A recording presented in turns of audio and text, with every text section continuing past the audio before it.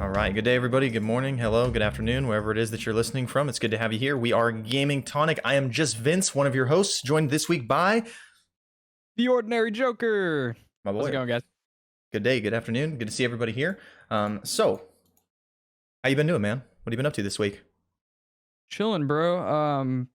Assassin's Creed Valhalla, Godfall, and a Marble stream. Those have been my go-tos this week Awesome. so far. Quite a Yeah, busy week. A lot going on. yeah, a lot of new releases.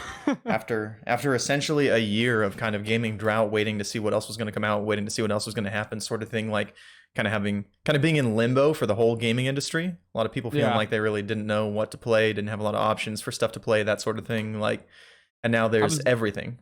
I was definitely one of those guys, Yeah. and I feel a little bit revitalized now for sure. Hmm. What about yourself, bro? What you been up to? I mean, resisting the urge to buy Call of Duty just because, like, that's something that I feel like gamers do is they buy Right. Call of Duty, you know? I don't even really want to play it. I don't think it looks that, like, good or interesting to me, but, like, I want to get Call of Duty, like, just, But like, it's something. Yeah, instinctually, you know? yeah, me too. It's something that's I almost, feel like, that. natural for me to do. But playing Godfall with you and Shoria, so that's been a lot of fun. The co-op's been pretty Yes. cool. It's a game that I actually like a lot. I feel like it's going to be kind of like shallow at endgame, but I think that whenever they start really updating to the game and all that stuff, like it's something that has a lot of potential. Something Yeah, that definitely. could end up being really fun in the future. And I like the content that I have now as we've been kind of like Yeah. chilling and going through the story at our own pace. It's not a game that we all like jumped in and grinded super hard. And Yeah. I think that it's a game that really is great when it's not your main game. I don't know if there's enough content in it for it to be a main game, Yeah, I you know? agree completely. I'm very optimistic about the direction of that game. I Yeah. think that there's a lot of potential for like incredible end game and uh extra content. But right now it's just as just as you described, it's just very chill. Yeah. Doesn't feel very urgent. Like I like the grind that's there, but it's not like too harsh, you know? Strongly agree. Yeah. Yeah. Yeah. It's not like there's a million and one things that you have to do to be viable at any stage in the game. You just kind of go in and land your hits, dodge Yeah. the attacks, and have fun. Find some And it's loot. easy to get the Valor plates too, which Yeah. was a pleasant surprise. Like, I feel like I already have, like, half of them, and we've been playing for, like 4 hours maybe. Yeah. Yeah. I think I've got around 8 hours in the game right now. Okay, maybe I have Total. about 8 too. I think I've you might have played a little more than me, but I feel like our game I'm probably at, like, 6 or 7, but anyways. Yeah, still. I mean, we've been having a good time with it though. It's a pretty Yeah, fun one, definitely. honestly. Like, and I'm kind of surprised. And at least graphically, I feel like this is the most like next gen looking game I've seen. The environments are kind of small and there's a lot of corridors and stuff like that. So obviously there's a little bit more wiggle room for them to do like more cool stuff in other areas besides having a sprawling open world in like something Yeah. like Assassin's Creed Valhalla or Watch Dogs Legion or games like that don't like maybe look as crisp, you know, and have as crazy particle effects and animations, but they trade that off with having this massive, intense open world that you can immerse Yeah. yourself in. But like all the lighting effects and the armor suits and the weapons and like all of the like particles that happen when you like hit a creature or anything like that, and like seeing it explode into just like a million particles, like Yeah, it's pretty it's cool. so over the top. But like this is the most next gen looking game that I've seen yet, outside of like Demon Souls, which I haven't gotten to play. The Demon Souls remaster that looks Yeah. incredible from all the gameplay I've seen. I've been really I impressed by that. I don't recall if it was you that said this or if I saw this somewhere else, but somebody said, like, the way that this game looks, like, it's definitely like that type of, like, "Look at me, look at my console" type game, "Look at Yeah, what next gen can do," like, specifically with all those, like, particle effects and just, like, all the pretty lights and reflections and all that, like, you could definitely tell they were trying to, like, flex their muscles on this one. absolutely. Yeah, yeah, and But the I think they gameplay holds did. up. Yeah, it does. Yeah, definitely. The gameplay holds up, and it's really fun to play, and it looks great, so Yeah, it might not be as deep as some people want, you know, people who are looking for a replacement for Destiny or something to be like what Anthem should have been type of thing. Like yeah. this isn't that game, you know? But I think it's something that's more in the same vein of something a little closer to like almost Jedi Fallen Order, I want to say, where it's like, you know, you play through the story, you find upgrades, you know, like customize your character and how it plays a little bit, and there's like Yeah. interesting skill trees that you can go down and stuff like that. Like, and it's kind of a middle ground in between like the like very casual looter shooter and like a little bit of an action game. You know, it's not. Very casual. Yeah. Which surprised me, honestly. Like, I expected it to be more, like online based, I guess. Yeah.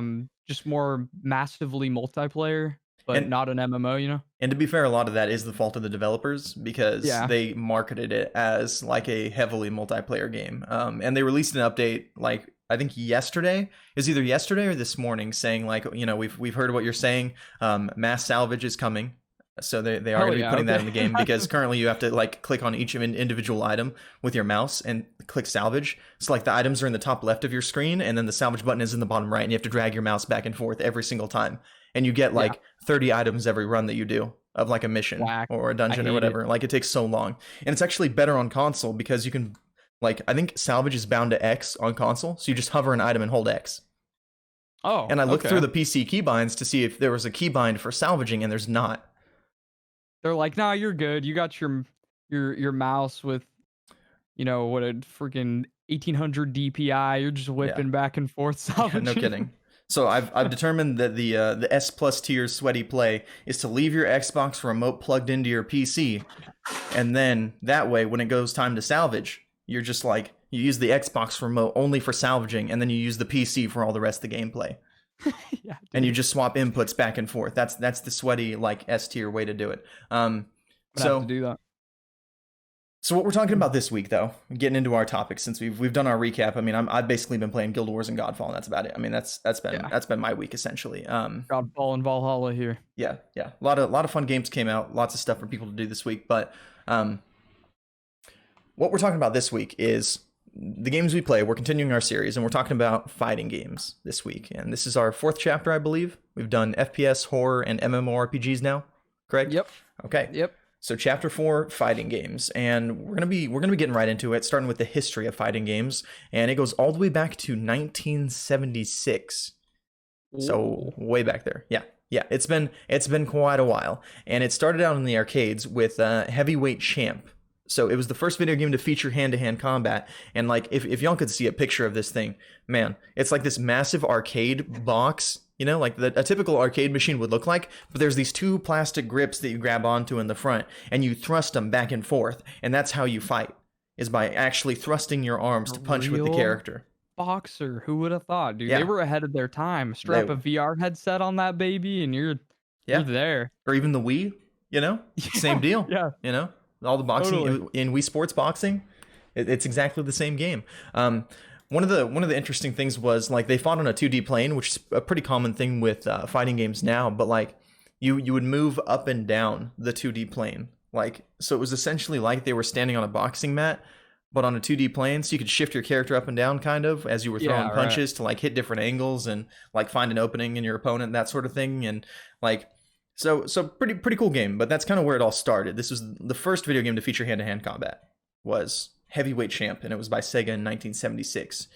So moving on to Street Fighter. I mean, this is one that's obviously well known. You know, I mean, it's still getting releases today and re-releases of the fifth game. They've released that like 3 times now. I think different versions.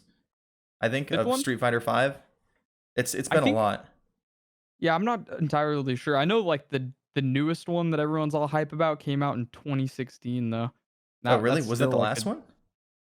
I Let's don't see. Because I there was think Street Fighter it might have 5, and then they did like multiple editions of it with DLC content. Oh, okay, that might have been Yeah. what it I think the OG one, at least in America, it came out in 2016. Yes. Okay, that Is- sounds right. Yeah. But it's still being built upon, so that's pretty crazy. Yeah. And that's typically been what they do with the Street Fighter series is they release one game and then they release DLC characters for it, or they'll release like new versions of the game for a couple of years and then they come out with another Street Fighter, you know. So Yeah. with this new generation of consoles, it wouldn't surprise me to see another iteration of Street Fighter in the next 2 years, realistically. It seems like that's kind of where they try to go with it is like every time there's a console generation, there's a new Street Fighter game. But Street Fighter originally came out August 30th, 1987. It started as only an arcade game, but was actually ported to PC in 1988 under the name Fighting Street in Japan. Fighting Street. Yeah.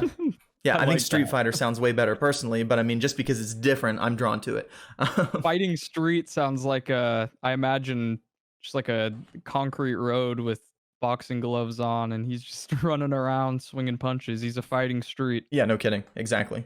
Something like Cuphead almost, like some character Yeah. out of Cuphead, where one of the characters you actually play is like, It's like a road. section of asphalt. Like Yeah, with the yellow lines on him. Like Yeah. it's just Perfect. Totally. Introduce staples to the genre, such as like blocking and the ability to challenge another player at any time. So it also had like pressure sensitive to controls to determine attack strength. So if you just slightly move your stick to the left and then hit kick, you do a light kick. But if you like fully push your stick to the left, and I'm moving my hand to the right, you do a strong kick. So Yeah. that sort of thing, which has Another thing. stayed a staple in fighting games. What's up? Yeah.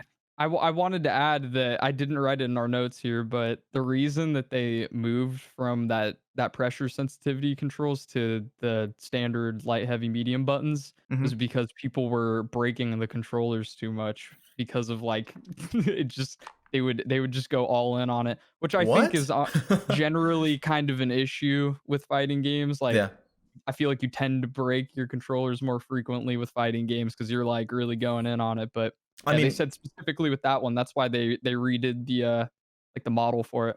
for me personally, I could definitely see how that would be a thing. I mean, I remember going to the arcade when I was like 13 with a friend of mine, and like he practiced Street Fighter and played Street Fighter and was decent at Street Fighter, and like he knew all the combos and all that stuff. And I got up there and I grabbed the joystick and I pushed it his direction and I started slapping all the buttons at the same time. And Um, it worked. and it did work, Vince and won. it was effective. I did one. Yeah. I won 2 out of our 3 games that we played. It was Nice. quite nice.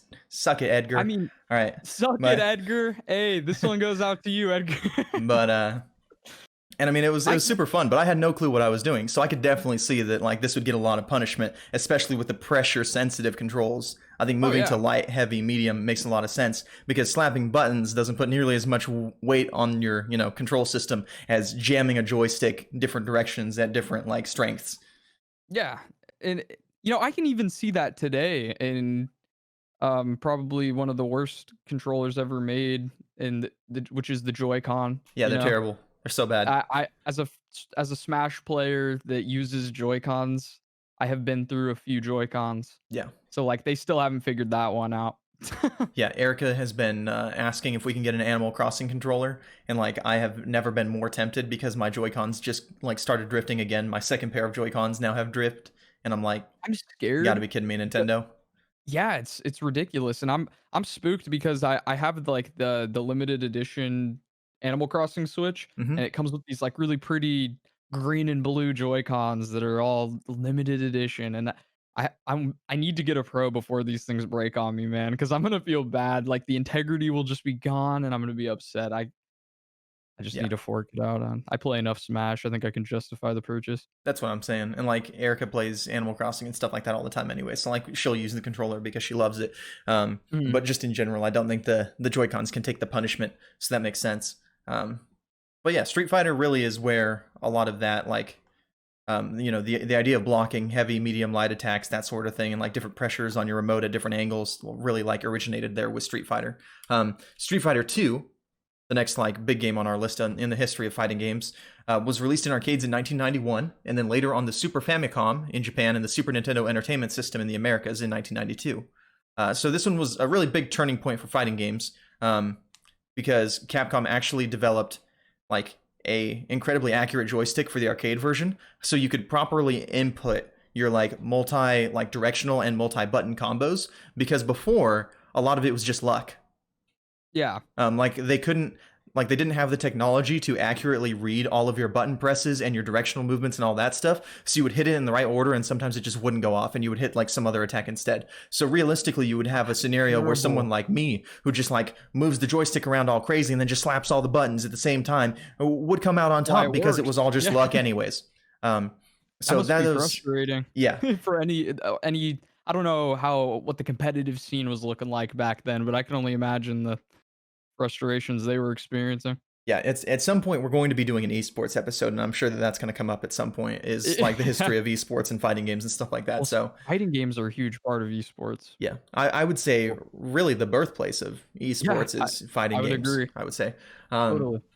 so being able to accurately input all of those multi-button and multi-directional moves was a really big deal because again, like now people could actually practice these things and get good at them, and it kind of sorted the sorted like the good players from the bad players, if you will. Weak So from you're the chaff. yeah, exactly. Your button mashers like me would have eventually fallen to the bottom, and then your players who are real like technical well thought out, well practiced players who can hit their combos and understand blocking and weapon attacks and timing and different heights and all that stuff when you jump. And like they would have, moved ahead of the other people clearly, as opposed to it just being luck based. It's kind of like considering Hearthstone a competitive game when so much of the game is just complete randomness, whether or Yeah, not you win. I mean, it's like if they if they made it so that Hearthstone was all strategy. So um, imagine, pretty dude. big point for the series competitively. Also, according to VGSales.fandom.com, the Street Fighter 2 game itself has grossed $10.6 billion since it released in 1991. That's how much this game has made. And adjusting for inflation, you'd be looking at closer to $23 billion as money has inflated in today's money. And Wow. that is mind blowing to me because it's still making money today. Like their Oh yeah. re-releases of Street Fighter 2 are still selling and still popular, and this is still one of the games that is kind of considered the standard in the fighting games industry. And that's amazing to me because it came out before I was born. I think Street Fighter is still like the biggest game in fighting games esports. There are a few that are making their climb, but Street Yeah, Fighter I think is still considered like the king of that genre right now. yeah. And I actually did get to play Street Fighter 2 like in one of its iterations in one of the arcade collections that released. And like I was absolutely terrible at it and didn't spend any time playing it, but like watching videos of it now and people who are good at it actually play the game, it still holds up so well. Honestly, like Yeah, the animation, the art style is incredible. I've never played a Street Fighter myself, but I have one of my streamer buddies. He plays a lot of Street Fighter 5 and What's his that name? game Shout him out. That's is saying.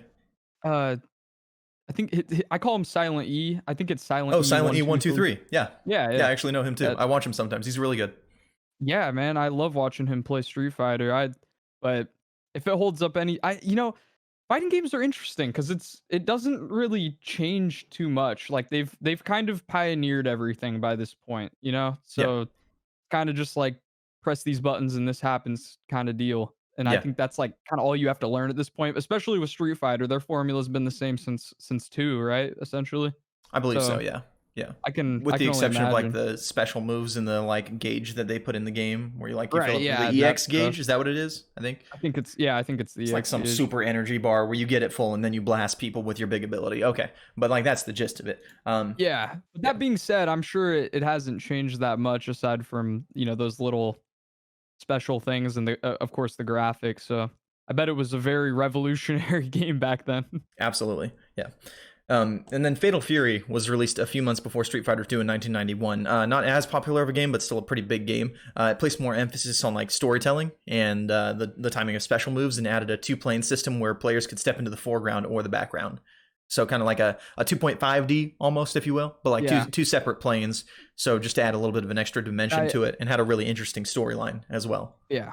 I believe that was the first game that or excuse me, like fighting game that did that sort of like foreground background thing too. All of them were pretty on the same plane Yeah. up until Fatal Fury.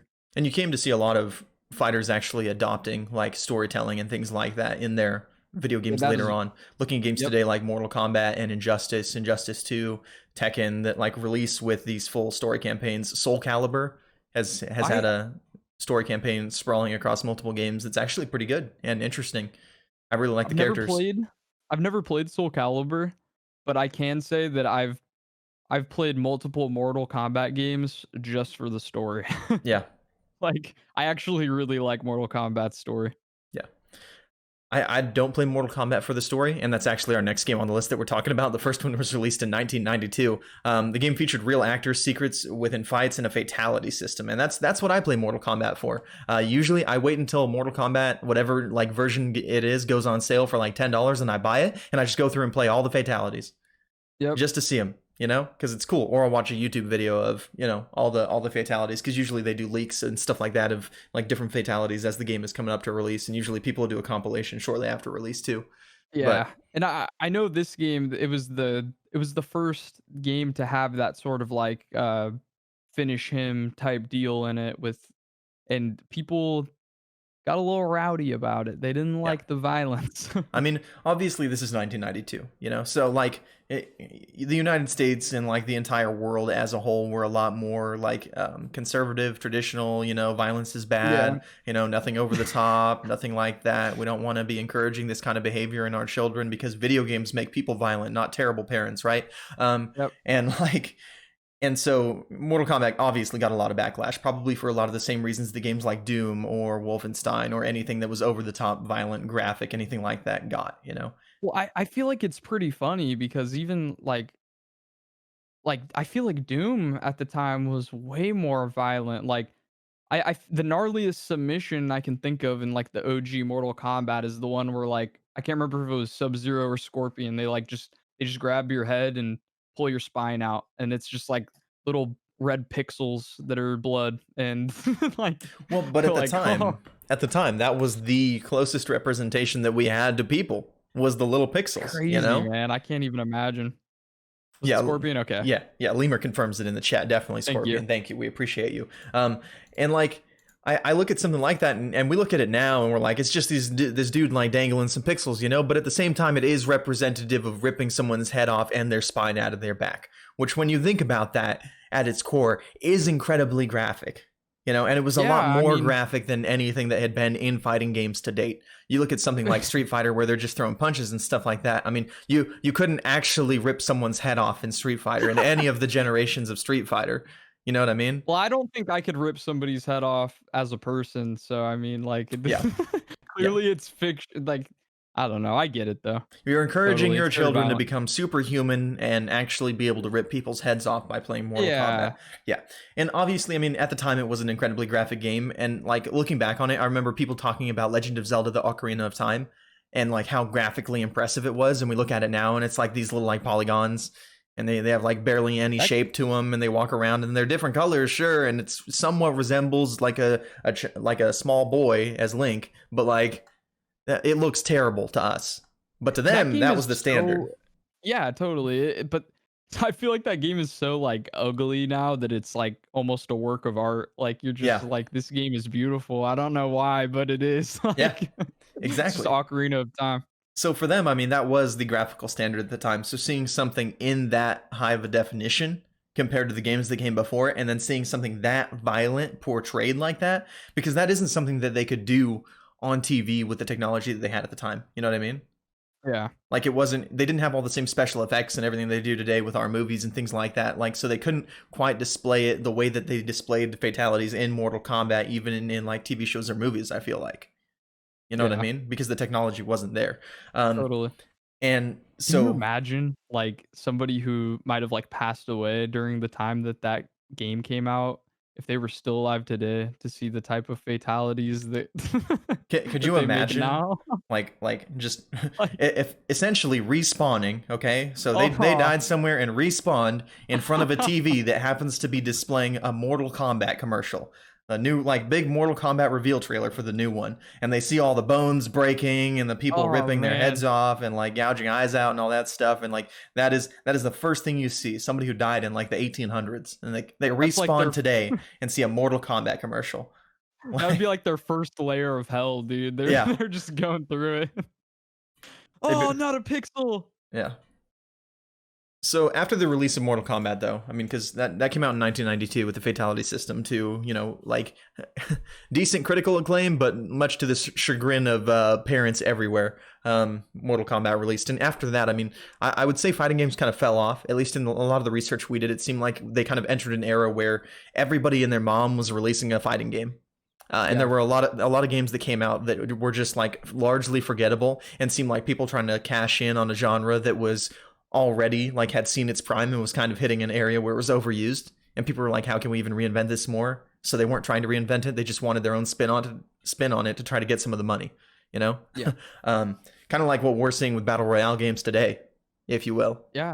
where Yeah, like everybody exactly. is trying to release one to get a piece of the pie, and most of them are terrible, like objectively terrible, but there's so many coming out that it's like everybody wants that money to see if they can, ride the wave, if you will, but the And wave kind of already eventually landed. it's gonna be so saturated, it's gonna end up like this.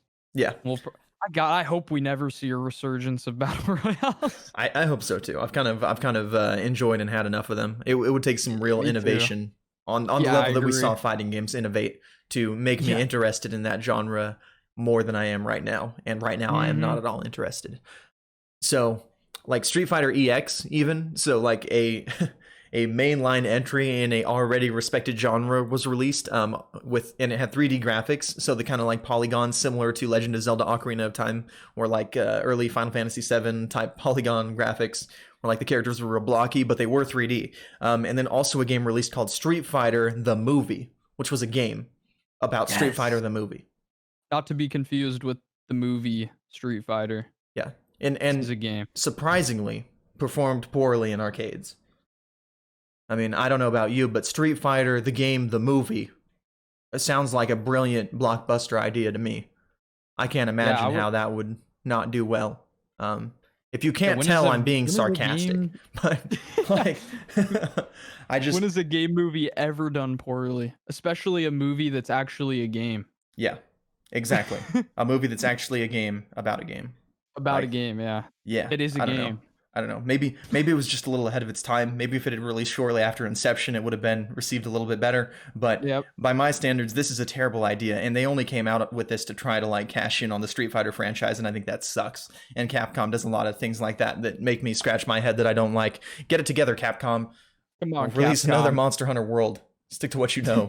But so there was really this lull in the fighting genre outside of a couple of releases, Tekken being one of the biggest ones, and Tekken is very much a franchise that is still well respected today, and like I would say was for anyone who didn't get introed in by Street Fighter, I would say they got introed in by Tekken as far as like their first fighting game. That was I've actually never played my Tekken. first fighting game.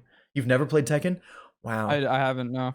Yeah, one of the characters you can play as is like a giant bear, if I'm remembering correctly, and you can just beat people up with martial arts as a giant bear. Pretty cool. That sounds fun. Yeah, I don't think that was in the original release. That was in like one of the recent ones that I played. I think that was at least in Tekken 4. I'm pretty sure, but so it released in arcades in December of 1994 and on the PlayStation in 1995 and reviewed incredibly well.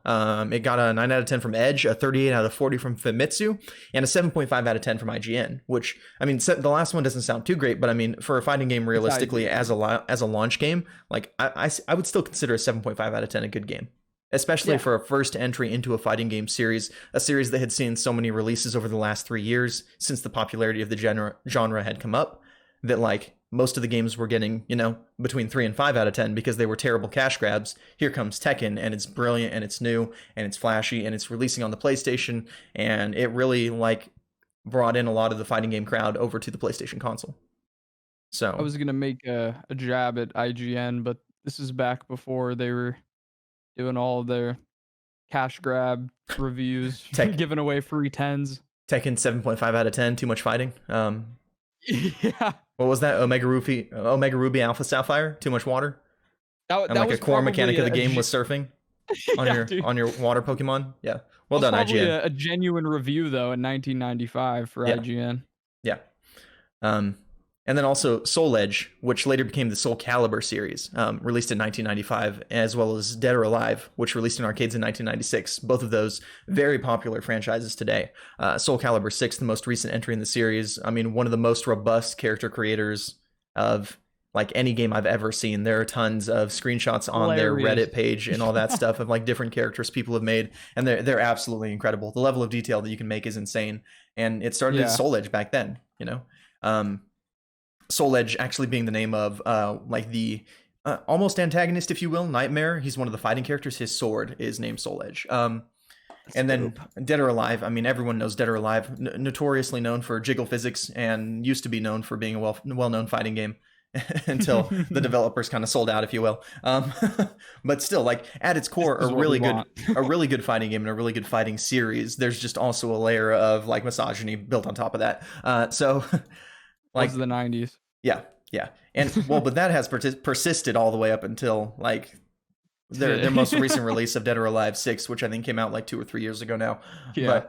But both decent, like solid games in their own right, and like have seen the success that they have for a reason. And I think a lot of that is like the stories that they have inside of the game. People do get attached to the main characters of the storyline. I know me personally, like playing Soul Calibur like 3 and 4. I played through all the stories in both of those games and really enjoyed it. And I think that like in the event that somehow you missed out on the fighting craze of Street Fighter and Tekken and still wanted to play fighting games, the only people that are left for like the traditional fighting games, I mean, picked up either Dead or Alive or Soul Edge, or Soul Calibur, as the case may have been, because Soul Mhm. Calibur was actually the second fighting game that I played. So My first one was Mortal Kombat, by the way. I can't remember which one though. It was one of the PS2 ones. I actually did not get to play Mortal Kombat for a very long time. I think I was Really? actually like, I want to say like 15 or 16 the first time I played Mortal Kombat. That was one of the games that Mortal Kombat might be one of like I think Tony Hawk's Underground was like one of my first games I ever played. Yeah. And then I think like Mortal Kombat was within like some of my first gaming experiences. Like my dad loved playing Mortal Kombat. I was probably like 6 when I played Mortal Kombat for the first time.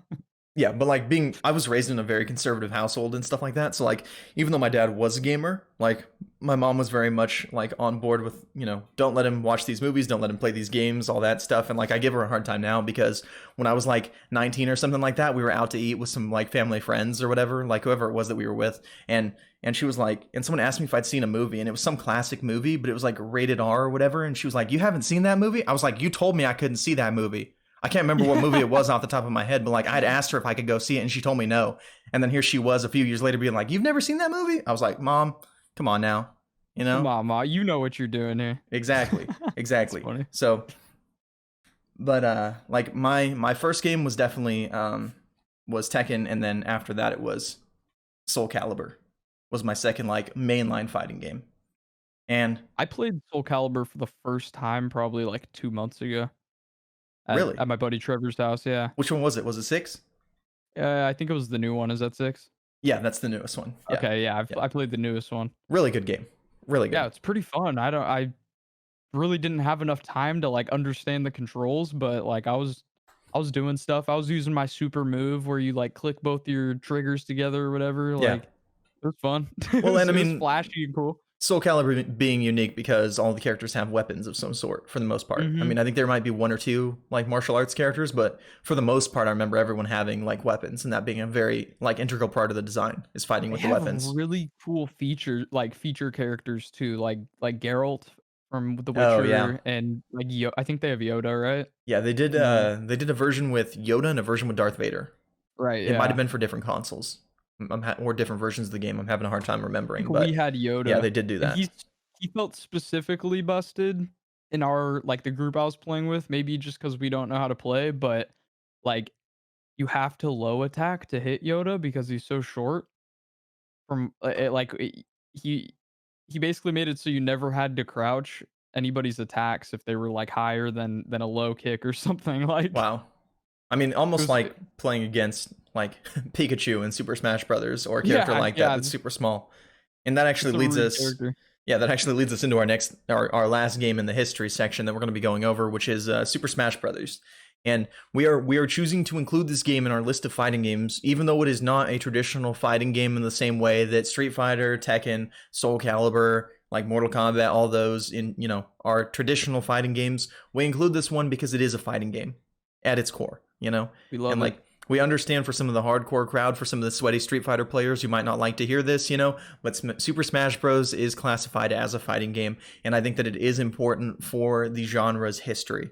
I think that this is one of Mhm. the, if not the biggest fighting game. Like it's in contention with Street Fighters nowadays as the biggest fighting game, I would say. Oh yeah, it's Um, so big right now. I think that it's worth bringing up where it came from. Absolutely.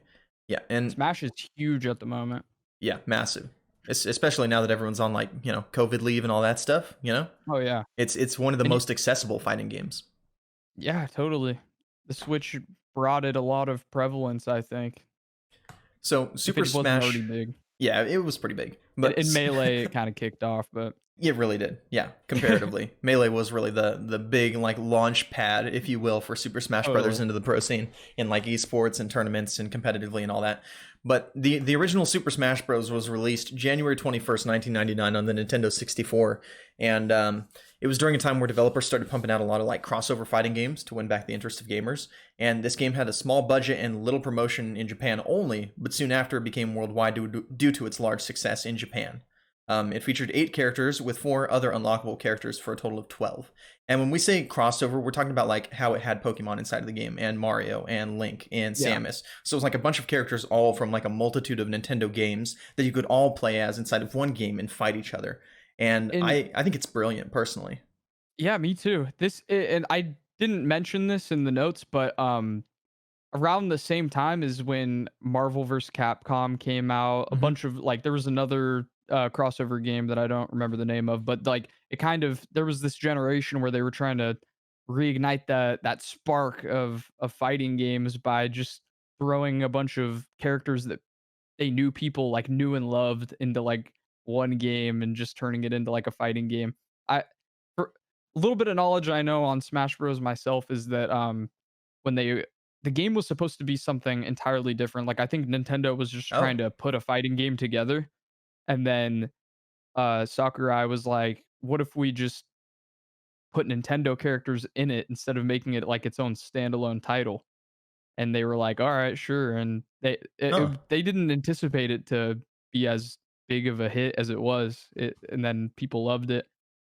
Which eventually led to its releasing outside of Japan instead of just in Japan Yep, only. And exactly. honestly, if there's one thing that people love, it's like being able to see their characters that they love in a new way. Mhm. Realistically, I think that one of the best examples that we have in modern day, outside of Super Smash Brothers, of course, is Heroes of the Storm, which is a MOBA, kind of crossing over into a different genre here of discussion. But I mean, that essentially took all of the Blizzard games and put all of the characters that you love from all of these different franchises inside of a MOBA.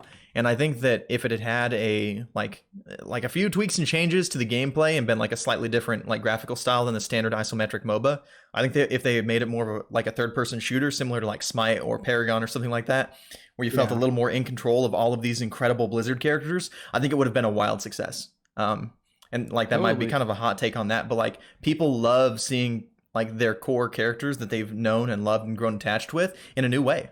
And that's what Yeah, Nintendo did with Super Smash Brothers, you know? you can see that in a lot of different genres. Just the whole slamming everything together to create like their ultimate production, like bring life back into their genres or create something entirely new that they know people will like just because all of these characters are slammed into it or all these universes. Like uh another funny one that comes to mind for some reason is that I don't know, when I was younger on Cartoon Network they did this thing called like Fusion Fall, and there was like this MMO on Cartoon Network's What? website where it was like all the Cartoon Network characters universes like came together, and like you would just like play as this character and go to all the universes and stuff. Yeah. And like that was super fun. That's crazy. That's I kind of didn't like even where hear my about that. mind went to. Wow. Yeah. Yeah, Lemur in the chat said definitely a hot take on Heroes of the Storm. And like for people who don't know, Heroes of the Storm like was essentially a traditional MOBA in the fact that it was an isometric like top down. You know, you click all over your screen. There's a lot of like practicing stutter stepping in between attacks and all that stuff, and like your positioning. And it's very much the traditional MOBA, but they tried to tap a casual audience. And this is why I have the hot take that I have, where I think it should have been more of a third person shooter, is because they were trying to tap a casual audience with the gameplay. And I just don't think it was quite casual enough.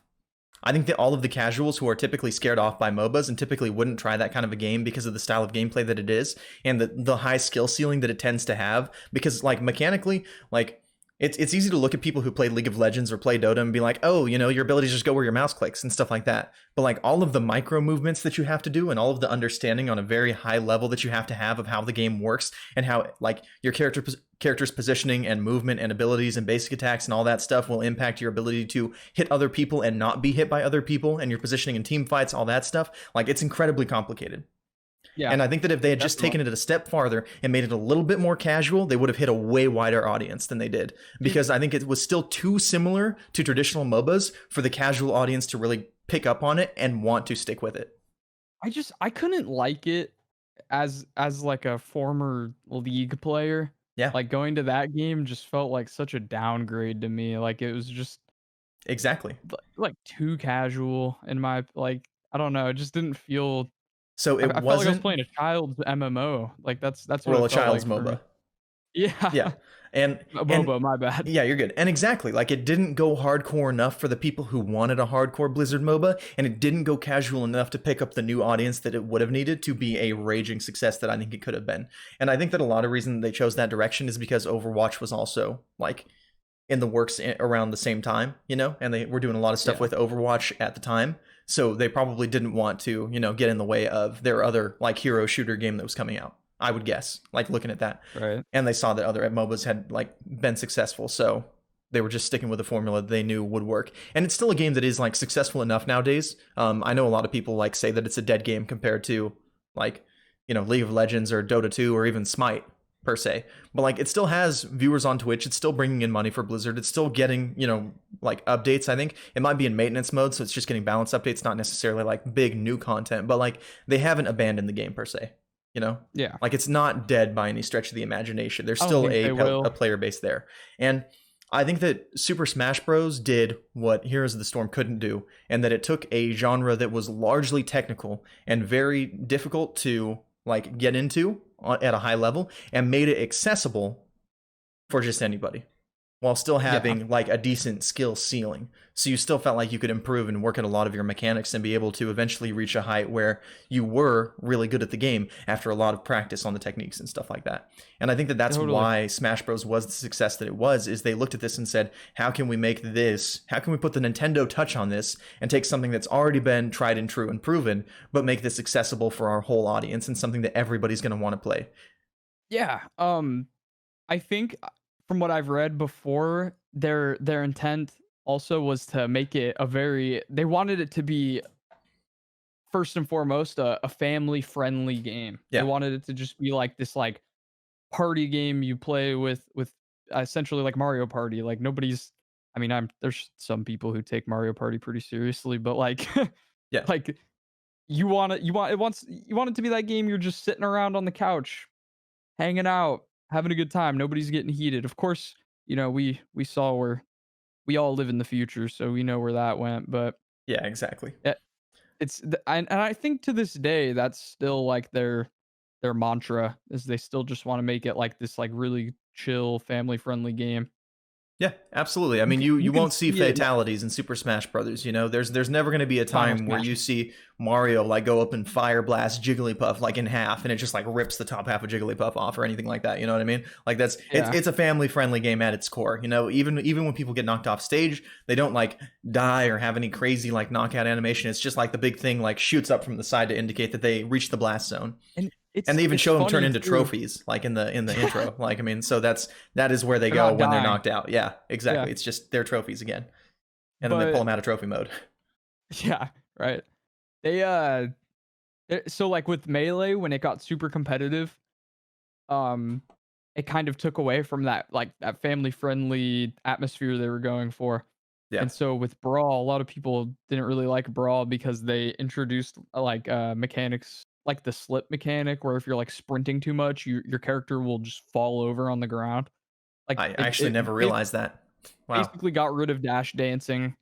They added like little things to almost handicap and deter the pro players from being like pro because they didn't want their game to be taken that seriously. That's And then crazy. with Ultimate, I think they kind of just said, They definitely "Screw pulled it," back the other finally. way. Yeah. Yeah. Yeah, definitely. And also, Brawl was the introduction of the Final Smash as well, which I mean, items not Yeah. ever used in competitive play. It's always like one-on-one matches, 3 stocks, set to what, like a 5 or 7 minute timer? Might be 5. Uh, I think it's yeah, 5 for I think it is professional 5. games. And no items, but like the Final Smash mechanic was also introduced to where if you hit this ball that would float around the stage enough times, your character would essentially get a super ability, and then they could use the super ability that if you hit it, it's pretty much a guaranteed kill at anything over Yeah. like I would say 40 to 60% depending on the character. But yeah, so definitely the most family friendly of the fighting games, and definitely I would say reinvigorated a lot of the like casual fighting community, because you were always going to have your core players who were competitive at Street Fighter, at Tekken, at Dead or Alive, any of those games that like had a competitive scene. where you can like go to locals and play games like that. And like I think that Super Smash Bros. Really brought fighting games back into the forefront of the casual audience in a big Yeah, way. totally. And So that was exactly what they wanted to do too. So good on them for that. yeah, yeah. Imagine living in a time where Nintendo actually impresses people and hits the mark with what they're trying to do. Couldn't Yeah. be me. Well, But Nintendo's living in the past. yeah, They're trying to relive that glory that they did accomplish. yeah. So that wraps up our history of fighting games section, and I'm sure that there's other games that we should have covered that we didn't get to cover that we would have wanted to cover. But again, like at some point, we have to recognize that we are trying to stick to a timeline in the show. So, for all intents and purposes, that is our history of fighting games section, and we're moving on to relevant games in today. And there's quite a few games on this list that aren't traditional, like on a 2D plane fighting games one-on-one, like you versus me fighting. And that's part of why I'm so excited to talk about this list. But we're going to start out with Street Fighter V, because that is the most recent Street Fighter game. It's gotten a few different iterations, the arcade edition and like some remastered versions that include all the DLC that they've released. Yeah, And I didn't even know about that. I thought it was just that one Street Fighter that people have been playing for 4 years. I had no idea they like added more expansions or like remakes or whatever. yeah, That's there've interesting. been a few. I'm trying to look and see. There was definitely the arcade edition that included all of the DLC characters from season 1 and 2, because they didn't release all the characters at launch. They had like a couple of other characters that they released as like DLC that you can buy later on, or were Like a included Fighter's with your Pass season sort of thing. pass or whatever. Yeah, similar to a Fighter's Okay. Pass from Smash Brothers. And then it looks like they also did a Champion edition. Um, and like I don't even I, know what all that is in, but they've done a couple of yeah, re-releases of Street Fighter, and this is kind of the model that Capcom has stuck with for their fighting games. For Street Fighter specifically, is they'll release like one mainline Street Fighter game every generation, and then like once every year or two they'll release an update with all of the DLC from the last couple of years right. as a way to kind Hey, of I cash in I on the mean, series more. it's not a bad idea. I I have a high respect for Street Fighter Yeah, as like same. a person who's interested in fighting games, and especially like watching somebody who is playing at a higher level, like just how fluid that game looks when you see it in the hands of somebody who knows what they're doing. It's pretty awesome to watch, man. I actually during the release of Street Fighter V, I took some time and I was like, you know what? I haven't ever really taken the time to grind a fighting game and get good at it. And I like besides Super Smash Brothers a little bit. And I was like, I really want to give this a try. So I took some time and I picked a character and I started practicing my combos. I was playing Ken, and I was really like working on like my fine tuning my mechanical skills.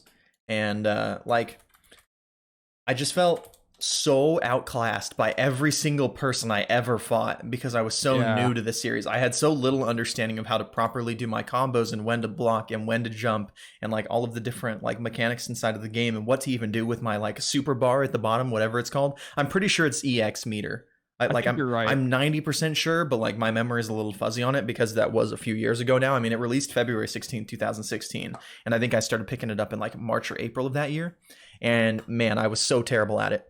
I was so bad. And after about 2 weeks of just like throwing myself against this wall that is everyone else who's been playing Street Fighter games and has already practiced, and even with my terrible MMR, like I was losing to the bad players. Like my ranking had plummeted. I was like objectively playing with like the like just complete like like worst of the worst people and still There you just go. getting my Yeah. teeth kicked in, And I was like, I guess these are just not the games for me.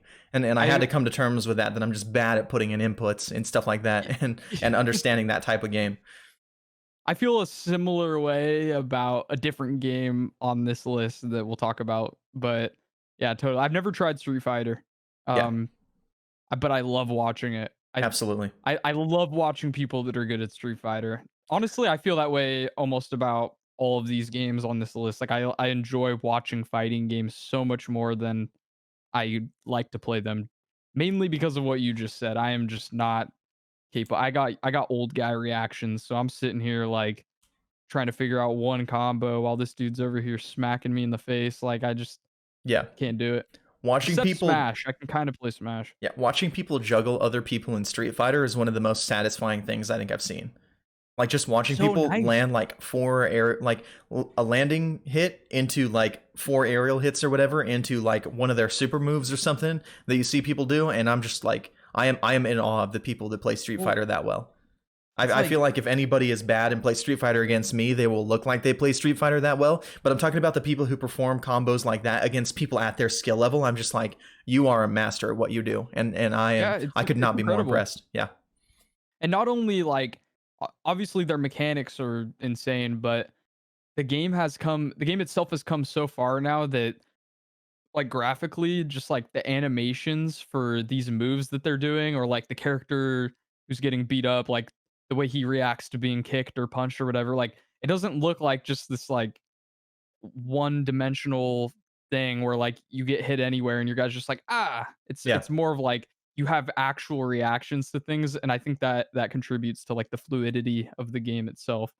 It's a beautiful game to watch. I recommend it. It really is. Yeah, and like and Grinth Live mentions in the chat, he said it reminds me of the first time me and Adam tried Mortal Kombat Online and we played against someone maining Jade and we couldn't touch the ground. I mean, that's 100% what it is. I mean, if Yeah. you are someone who is not a veteran of these type of fighting games and you're not good at like doing the combos and the inputs and understanding the controls of the game already, like going against people who, especially in games without matchmaking, you know, which I depending on when they played Mortal Kombat Online, I don't know which version of the game that they played, but like skill-based matchmaking is something that has really been pretty recently like springing up in games all over the place, you know. Yeah. And even skill-based matchmaking couldn't help me in Street Fighter. I was too bad. I was beyond saving at that I point. was I gotta say, like, I feel like it's even if it doesn't help that much, I feel like it's almost necessary at this point. Like, I think Yeah, there's such a hard learning curve, and these games, most of them are so old at this point, and their communities are full of people that have been following these games for years and years and practicing and practicing. Like if you're just now getting into fighting games, I good luck yeah. because you're gonna need to practice a lot to keep up with some of these older community members.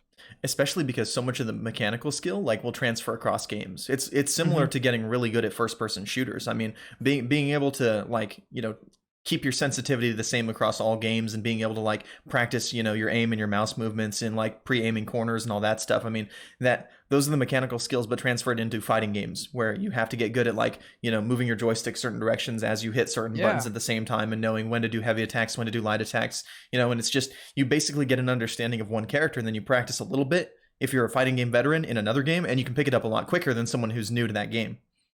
W the fighting game, the big esports competitions, EVO, right? Evo, yeah.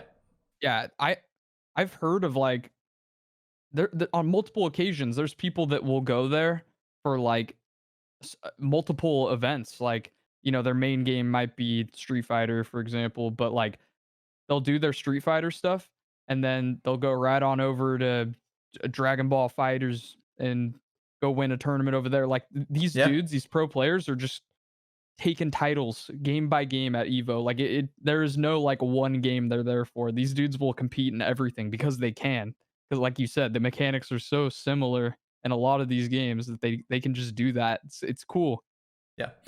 And like one thing that Grinth also mentioned again, like he said that they queued at a really bad time was part of why they struggled so much in online, and that's kind of true because like the one thing about skill-based matchmaking and like playing these games online, especially Street Fighter in particular, where it has such a hardcore dedicated following and you'll have people who are like the hardcore grinders grinding all hours of the day, you know, to try to like really work on the mechanical skill and improve. Yeah. Like and you'll hit a point where there might not be new players for you to queue up against in the middle of the night, you know. So like it's going to Yeah. be that much harder to learn and go against people of your skill level and try to like practice things as a beginner player against people who have been super sweating on this game because there's not enough people online, so you get matched up against, you know, like some god tier Street Fighter player who's been playing like the last 5 entries since, you know, he was born. And That's what I'm saying, dude. that's just the landscape of fighting games nowadays, I feel like, you know, Yeah. because And they're always big around release, but eventually you hit a phase where if you're picking it up, you know, 1 or 2 years later, or even in some cases 6 or 7 months later, the online landscape is going to be all these people who've been super sweating at the game because they've beat everyone's teeth in, and everyone else it's so quit.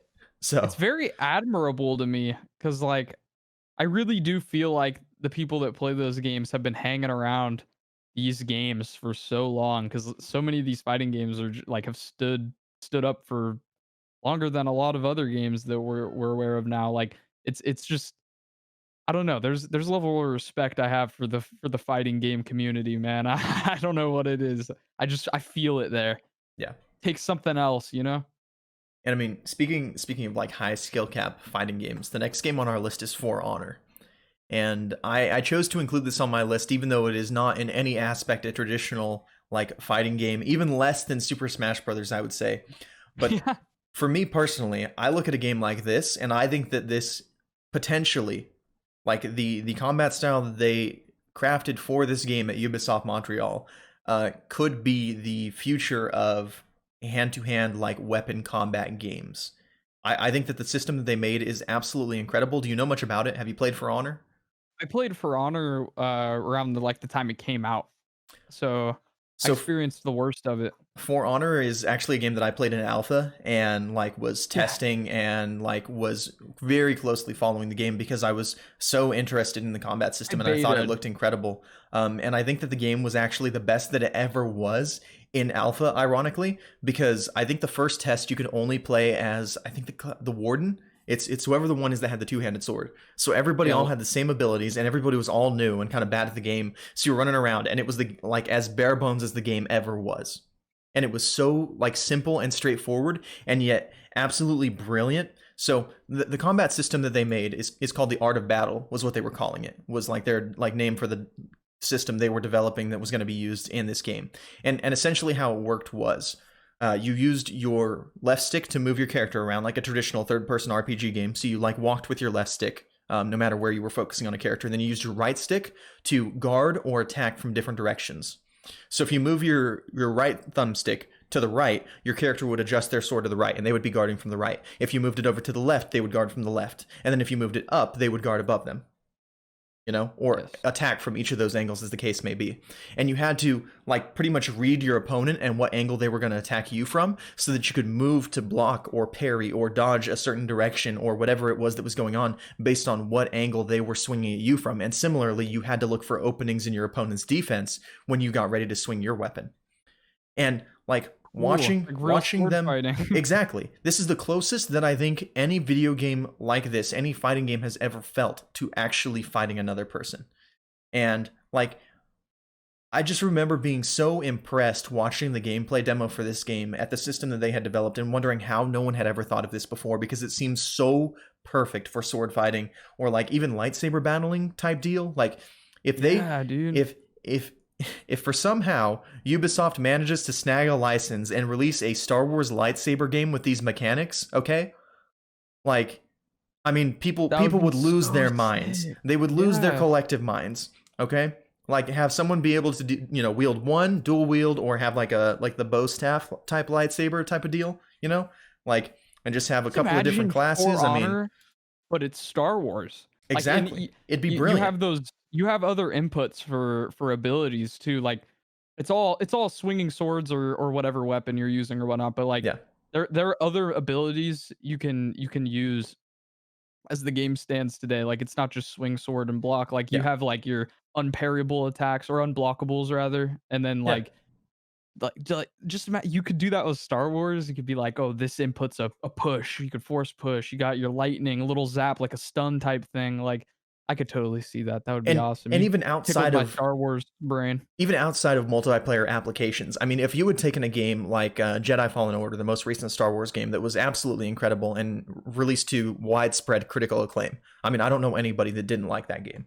Um, It was very fun. yeah, it was incredible. I mean, and if you took a game like that that already had the incredible movement and like the worlds and the universe and the storytelling down right, like it was a great game on its own merits, and added in a system like that for lightsaber duels, I mean, even in a Yeah. story application, I mean, it just makes you feel like so much more a part of your character. And I think that for all intents and purposes, as far as fighting with weapons goes, not in the traditional sense of Street Fighter, Mortal Kombat, those games are improving in their own ways, and I think that's great. But as far as the future of like the 3D action fighting games like this, like Mortal, like Chivalry, like For Honor, I think this is the future of those style of games.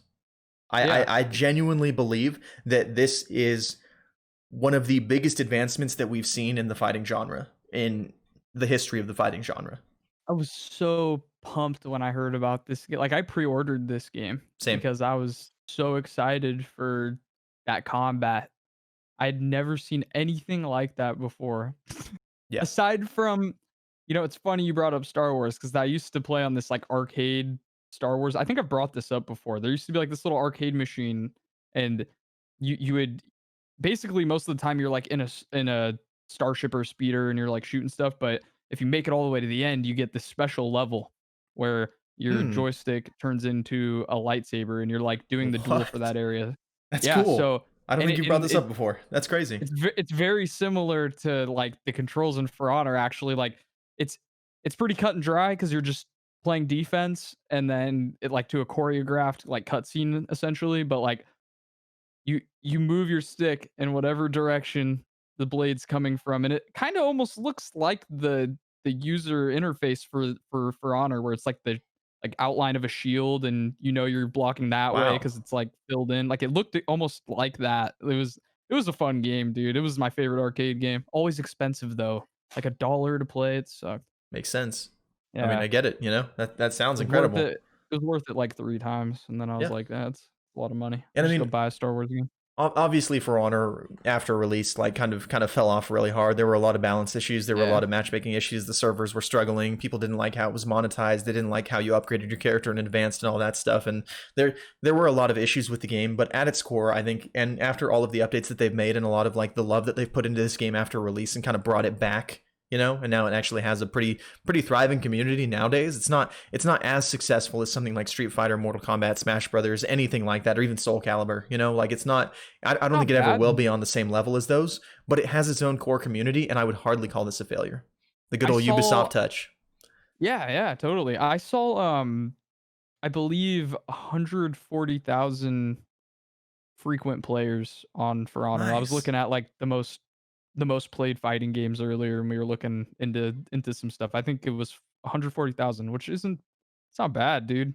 Yeah, a friend of ours, Spicy Doom, has actually been streaming it a little bit lately. He was on the show before. He's been getting back into it, and it gives me the itch. Just watching it makes me want to play it. Yeah, I It's know. so I it's I so felt the cool. same way. It's so cool, but I'm so terrible at it. It doesn't even matter because Me like too. I'm so bad. Like objectively speaking, I will never be good at that game, and that's okay. But I love I think when watching I it. was actually playing it, like when the game was fairly new, I was at a point where I was hanging in with people. But I think if I tried to get into it now, it would give me that the old fighting game touch, where you Yeah, just you stop playing, you lose it, man. People will keep going, and you're nothing now. Like, absolutely. But this is a game that I say is probably like the most impressive fighting game to me, just because this is the closest I have ever felt while playing video games to actually holding a weapon in my hand defending against somebody else. Like yeah, it's the immersive. one-on-one combat with another person. Like typically the games are played like 4-on-4, I think.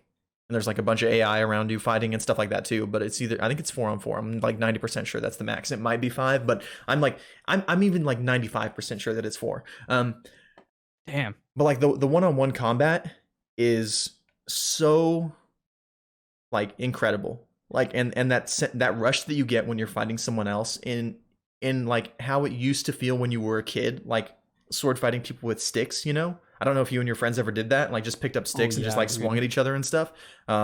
Like my Just buddy come Lemur, who home was on the show a couple beaten, of weeks ago. bloody and bruised. Yeah, my buddy Lemur, who was on the show a couple of weeks ago, actually has a scar on his eye. We've definitely done that before. That definitely didn't come from me, that's for sure. Couldn't be me. Sorry, Lemur. Love You go you. into a whole story But about that, dude. like For Honor specifically is one of the closest feelings I have ever gotten to that feeling of being a kid and actually like just picking up sticks and swinging at my friends. And Yeah. I think that they capture that essence so well.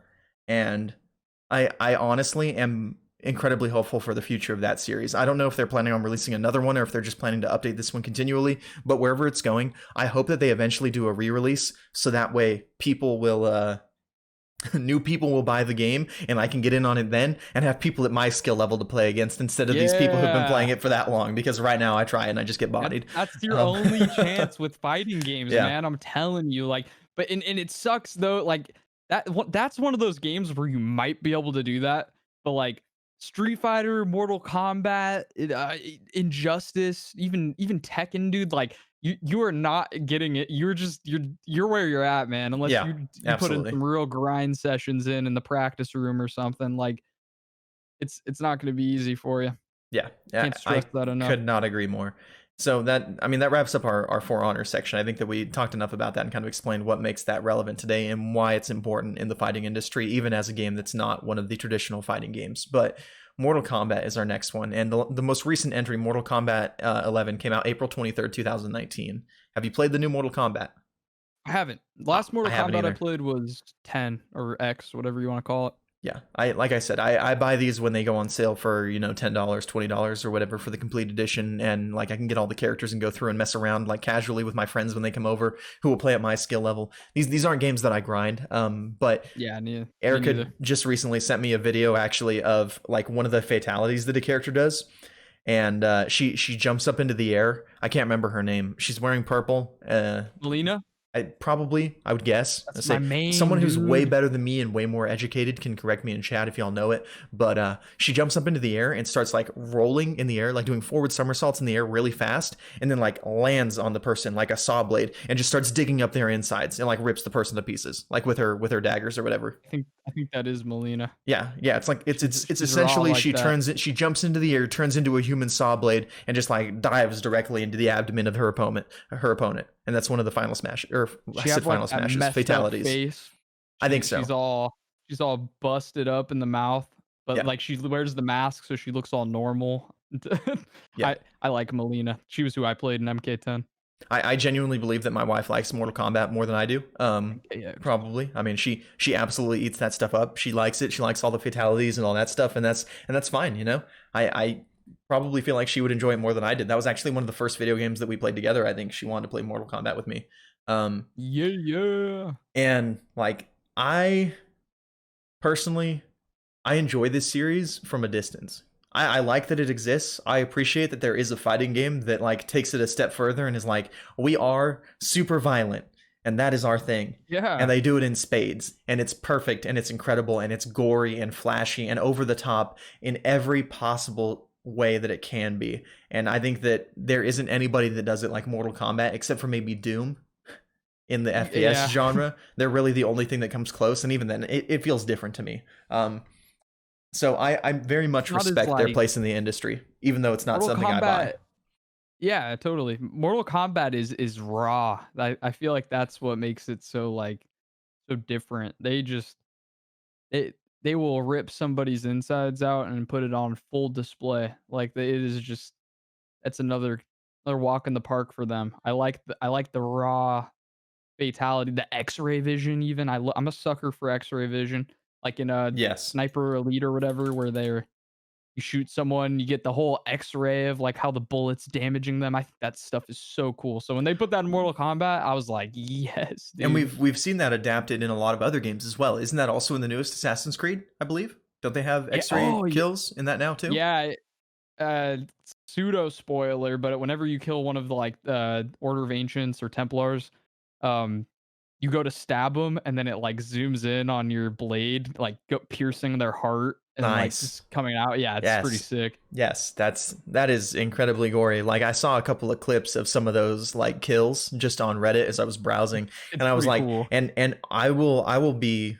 I will shamelessly say this. It made me like kind of cringe almost, like watching some of the kills happen because of like the detail that you can see in their Did you organs. listen to it? The I sound did. effect is Yeah. what gets me. It's like Yeah. Yeah. It's tough. It's tough to can't even listen to. replicate it. It really is. And it's tough to watch. And like this is something that I kind of wanted to talk about this game specifically because like I'm a pretty big advocate for violence in video games.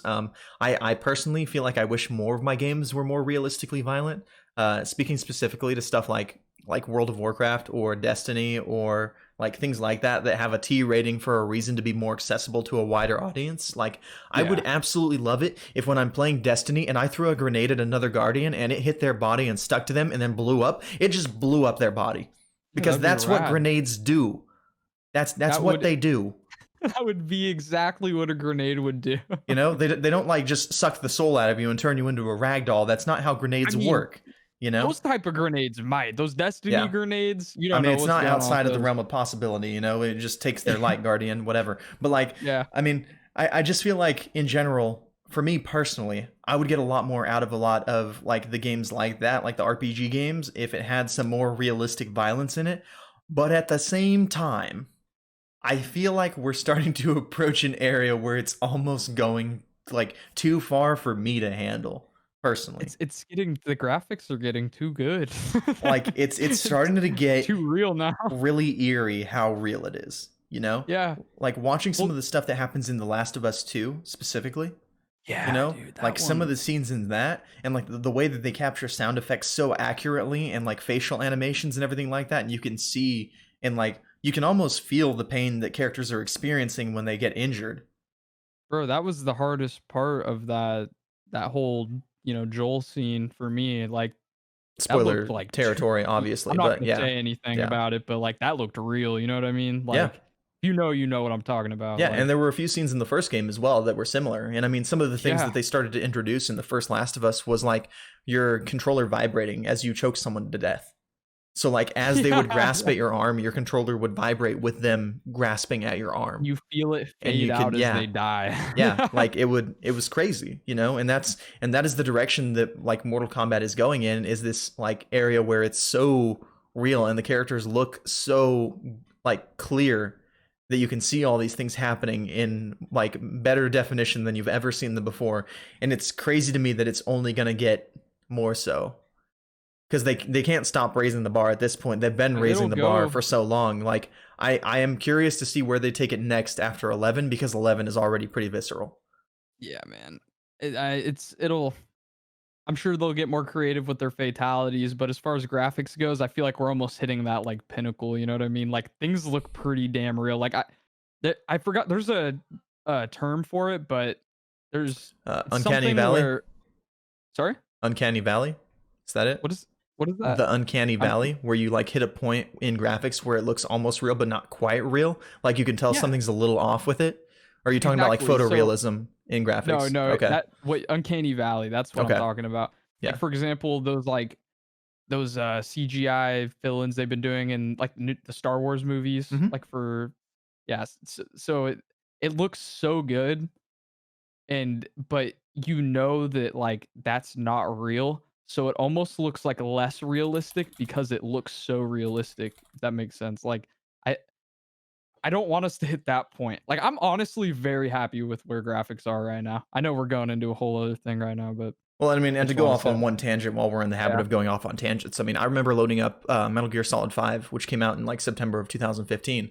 And I remember loading that game up, and some of the scenery and some of the mountain ranges and stuff like that in that first desert area that you load into, like being from California and having taken trips to Las Vegas and stuff like that, like I Yeah. swear I have looked out my car window and seen like mountain ranges that look exactly like that. And like Mhm. enough that I looked at it like on my horse across the desert in that game and like seeing the mountains and how the rocks formed and everything like that and like how crisp and clear and good it looked. It almost looked real. It looked like a picture to me.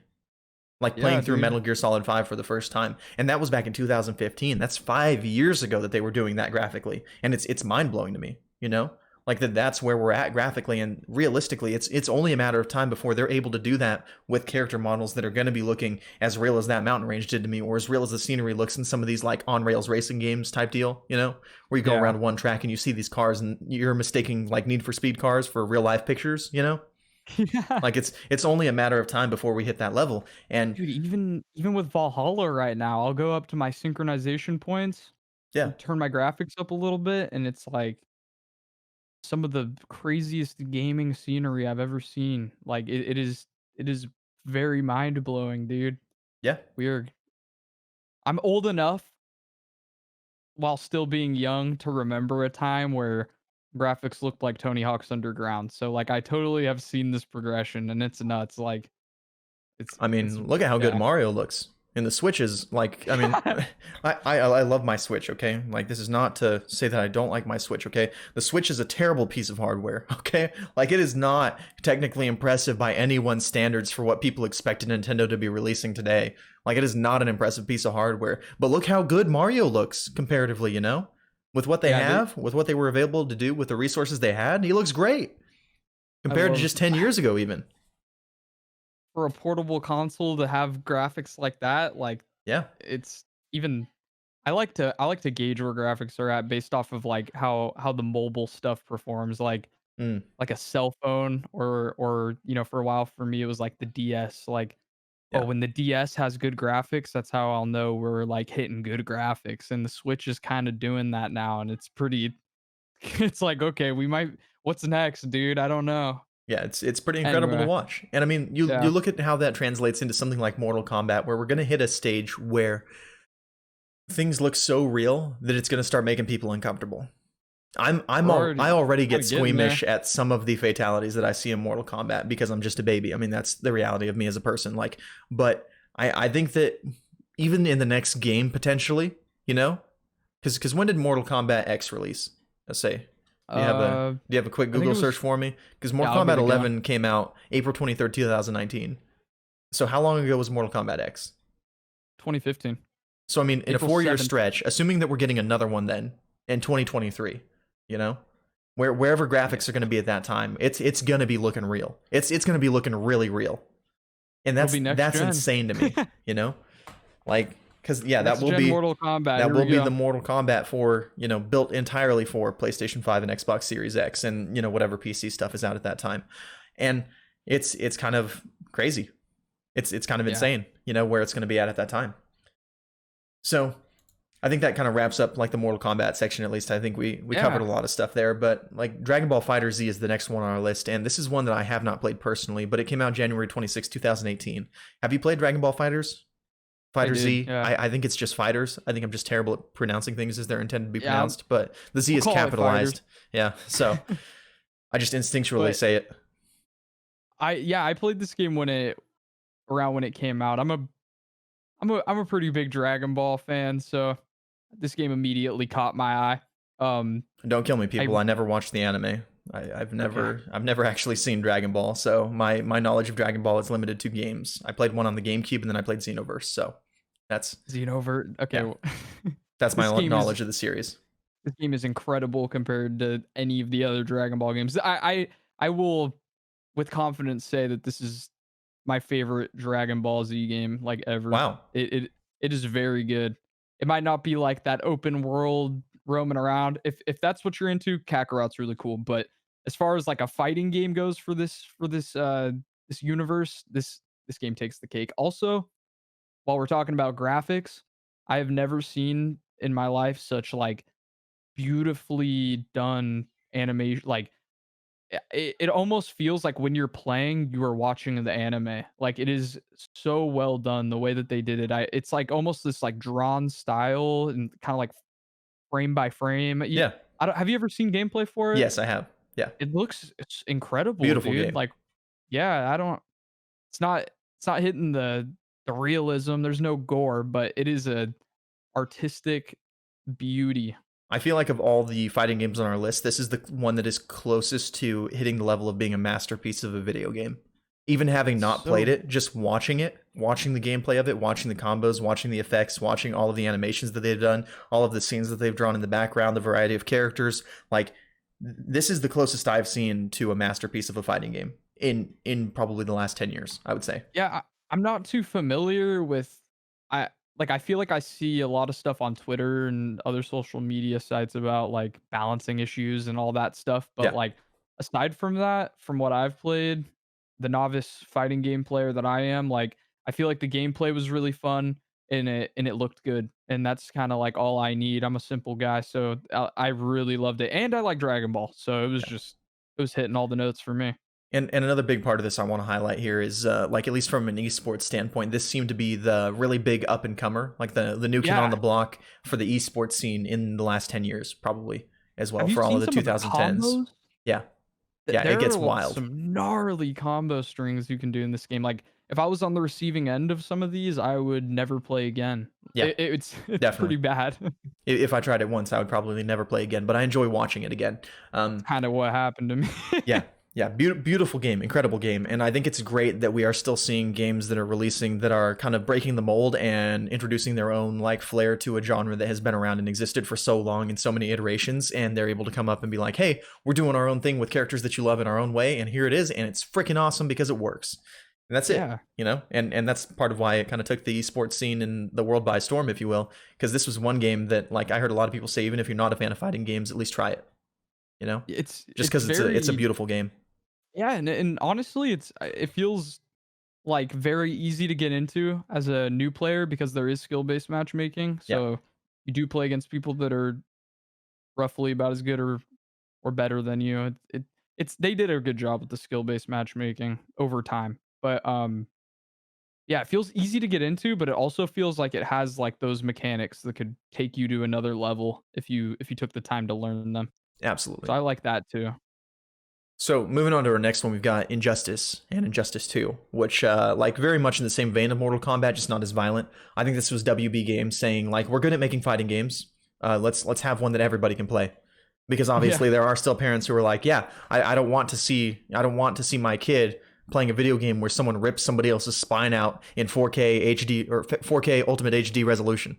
You know, like that's not good for my 9-year old. You know, like and I Yeah. understand parents having that perspective. So I think that this is kind of like an answer for people who, you know, want that same fighting style, if you will, with DC characters that are awesome and like a really excellent campaign and a cool story.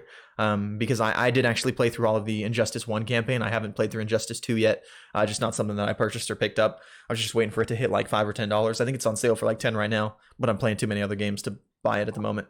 Yeah, right. I feel that. I heard that the story for these games was really good. Very excellent. I've Yeah. seen a lot of gameplay for the first one, and I touched it a little bit when it went free on PlayStation Plus, I think at one point. Hmm. I grabbed Injustice 1 and then That's I actually when never I played played it too. 2. Yeah. Yeah, On never PlayStation played Plus. 2, but it looks cool. I'm DC characters are pretty pog, so it's Strongly agree. Yeah. always Yeah. fun to check out. I feel like that one's like another one of those ones that doesn't feel like crazy hard to get into either.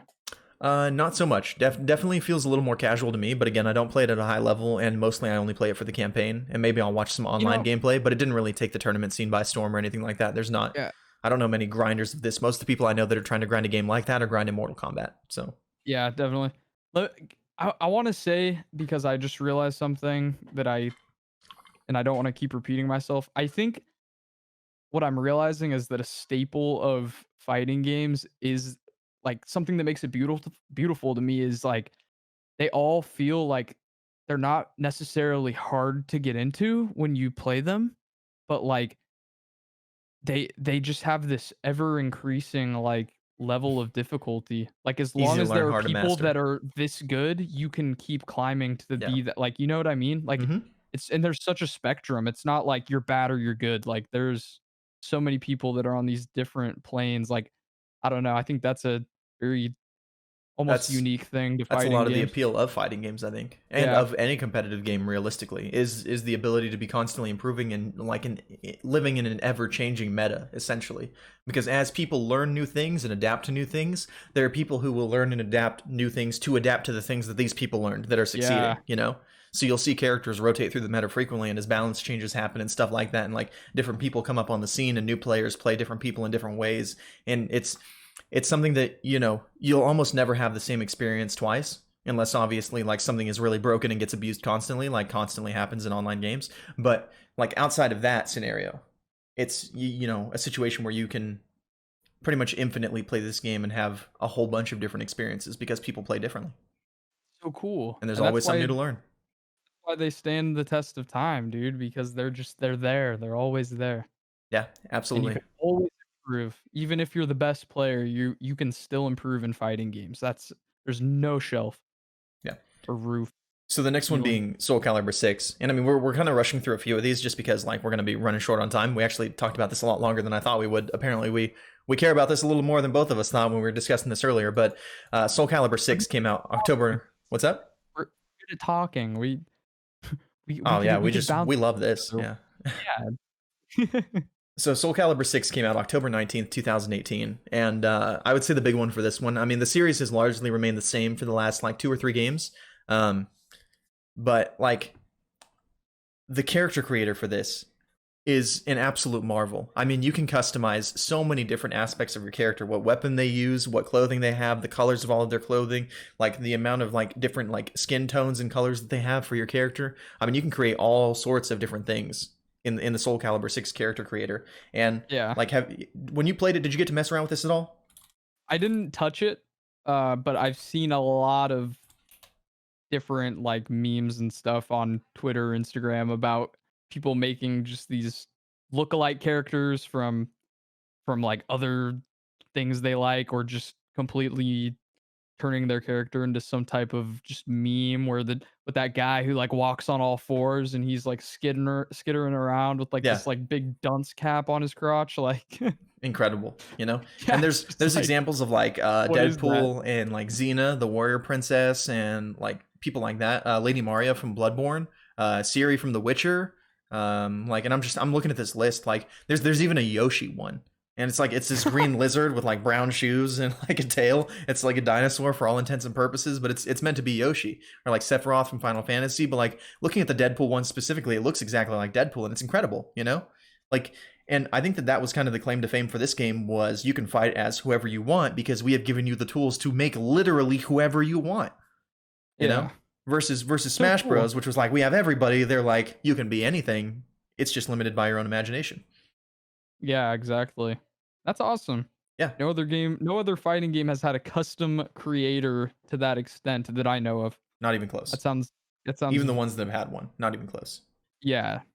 What other ones on this list have done that? Not Custom really. I character mean, creators. I guess Smash kind of like I think Tekken has had like character customization for quite a while, like different outfits and stuff like that, and like different clothing pieces that you can have for different characters. But I don't think that they do like full character customization. And then like Smash with the Mii's would yeah, be the that's next kind of one. whatever. Um, There's but never like real freedom with the creation. It's always kind of just like this like structured, yeah, even like with the Mii's, you're picking gunner, fighter, or brawler, but you're still like within the realms of these abilities or these specific looks that are able to be unlocked. Like you can't change all the colors and stuff. Like that's super cool. yeah, and again, you can change each character's weapon and fighting style and all that stuff, and it's Yeah. absolutely incredible. And I think that this is something that was necessary for the genre to exist, because now this is something that going forward, more people might be encouraged to put in their game. And I don't think that you can underestimate the value of character agency when it comes to people being able to play how they want to play, who they want to play, and look how they want to look. And I think that that's something that I wish was in more video games. And I hope that a lot of people look at this and see that this was a huge part of why the game was as successful as it was, even not being as competitive as Street Fighter or as Mortal Kombat or Super Smash Brothers. Like, there were people buying this game only for the character customization stuff, because Yeah. it looks awesome, and being able to play as whoever you want, and like a fun, interesting story along the way too, and like some, decent online. And It's I'm hoping that more developers look at this and go, "That's awesome, and we want it." me too, man. I like having that freedom to just make whatever I want. Yeah, and do it your own way. I especially, like, in a fighting game or obviously, like, an RPG or something, like, just being whatever you can pop out in your mind, that's awesome. That's the essence of gaming, escaping as whatever you wanna be, like, cool. Yeah. And then, so the next game on our list is Tekken 7, which came out March 18th, 2015. And the Tekken series as a whole, like, personal opinion here, this is not, and this is not fact, this is just, my thoughts, just to throw them out there. I think that Tekken 7 is potentially the hardest game to master, personally. I have Yeah, struggled why? more What with Tekken than any other game that I have, like, tried to learn. And what's I've what probably it played this the most. what brings you the most struggle with Tekken 7? I've never played Um, this game, so So specifically, like their combos and how varied the combos are, and like just the movement in Tekken and everything like that, it feels an extra level deeper than something like Street Fighter or Mortal Kombat, or like any of the like Smash games for sure.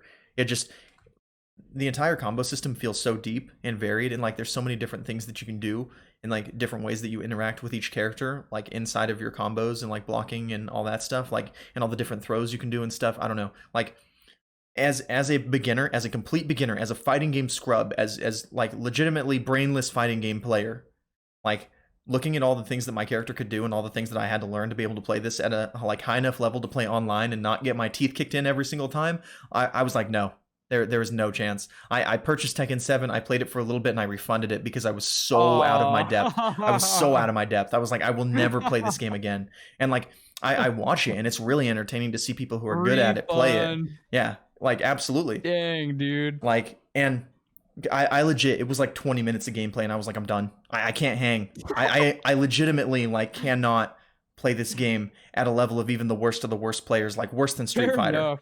You know? I mean, if I was getting beat up that bad, I'd probably refund it too if it was within the realms of refunding. And I was I reading suck at fighting games, man. same, same, big I'm same. so bad. I was reading an article, like I want to say it was a year and a half or 2 years ago, about like the Tekken, like whatever World Championships for Tekken were, or wherever that was held, whatever the biggest Tekken tournament was. And there was this kid who was like 15 who came over to compete from Iran. I think he was the only one who came over. And if it's not Iran, I genuinely apologize. I'm doing this like from a year and a half ago memory reading here. And because apparently Tekken is massive over like in like all of the Middle East, I guess. And this is something Yeah. that like I just learned reading this article, and then like browsing Reddit afterwards, talking about like this kid and him winning. And he came over, and like all of the like pro players from like the Americas, Europe, all that stuff got absolutely destroyed by this 15-year-old kid. And he was like, I'm Well, not even. And he came, and like after he yeah. won, he was like, I'm not even good in my country. I think you told me this story before, or I've heard this somewhere because I've Yeah. definitely heard that before. It was a pretty big deal when it happened, because he Yeah. legitimately came over and took a fat steaming dump on the entire pro scene over here. Okay. And then after winning said, I'm not even good in my country. Like That's the just players that are good over there are on another level than him.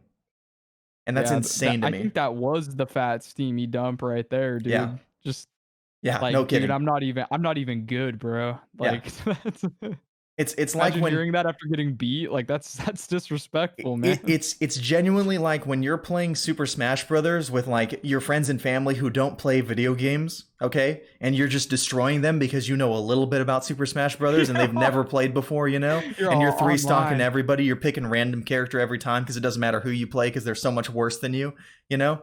And then you're You like, look I'm them not in the even eye. good. I'm Yeah, not you even look them in good. the eye with the straightest face and you're like, "I'm not even that good." Yeah. Yeah. Like, And it really Tekken, do be like that too. I've definitely whooped my brother's butt a few times and yeah. done the same thing. I'm like, I play a little bit, you know?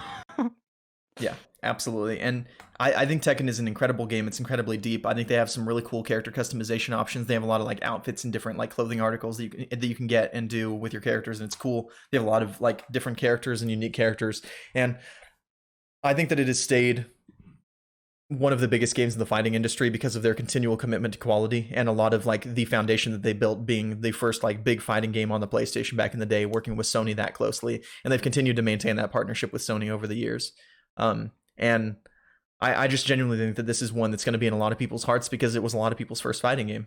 And it was one Yeah. that they didn't play online. They just played casually, like 1v1s with their friends, after school, as a fun fighting game to play. That was what I did. I actually It's a played this fun one with one. Lemur quite a bit. We played some Tekken. I Yeah. think it was Tekken 2 or Tekken 3, might have been both. But playing that on the PlayStation 2 back in the day and just having a good time. And neither of us were very good, but he was a lot better than me. That's for sure. Was it Tekken 4? I'll say. Time flies so fast. Either way, like, Fighting games are really cool in that, they had very humble beginnings. Just a lot of LAN parties, local play, like and now, that Iran story or, wherever he was from, it's interesting now because, like, obviously playing locally does a lot for inputs and stuff like that with fighting games. yeah. But, like, nowadays with the development of, like, online play and the internet and stuff, like, you can just play people, like, across Hmm. like, who's there's really not like a, "Oh, my country's better than your country" kinda thing anymore. Because like, I guess there's still, like, servers or whatnot, but, like, Yeah. I feel you like could most of these essen are region locked somewhat. yeah, but that's true 'cause, it would probably be god awful on Very inputs if it laggy. was it was very far, but, like, you're playing with such a much more broad scope of players now instead of like playing with down at like the local arcade or with your two friends. Like you're playing your whole country or your whole continent. Like that's pretty. That's a lot of opportunity to grow. Like I'm sure the average skill cap of like the gamer in like any genre of game that is online has probably raised as the internet has grown into what it is now. Like that's Yeah, it's definitely. pretty. Iron especially with sharpens like iron. I Google. mean, Yeah, the more better people you have to practice and play against, the better you're going to become. That's exactly. that's That's the what I'm reality of thinking. gaming today. So I'm just going to give an honorable mention here to Brawlhalla because we don't have a lot of time to like talk about what we've got left. But Brawlhalla, I mean, April 30th, 2014, was a big deal because it was kind of like a Smash Brothers competitor, but it came out for PC. So all the people who didn't get to, and I think it's on mobile now too, like some other devices, Yeah. but a lot of the people who couldn't play Smash had another option. And I think it's a really cool game. You can like pick up weapons and stuff like that as you jump around the field. It's got a really cool art style, like very unique animations, very cartoony. I think it's great. They just had a big tournament. I think it had like 90,000 viewers or something like that on Twitch the other day Nice, when I dude. was when I That's was solid. watching it, and I was like, that is excellent, you guys, very cool. Um, Yeah. and the last one that we're going to talk about is Super Smash Brothers.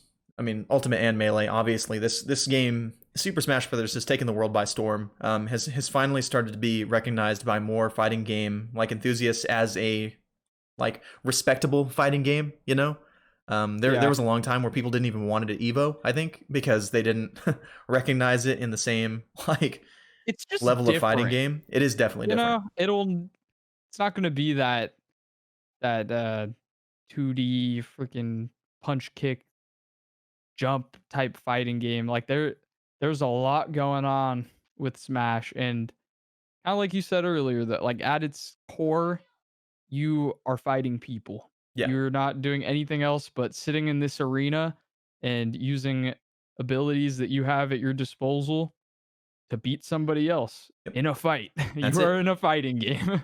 That is it. Absolutely. Yeah.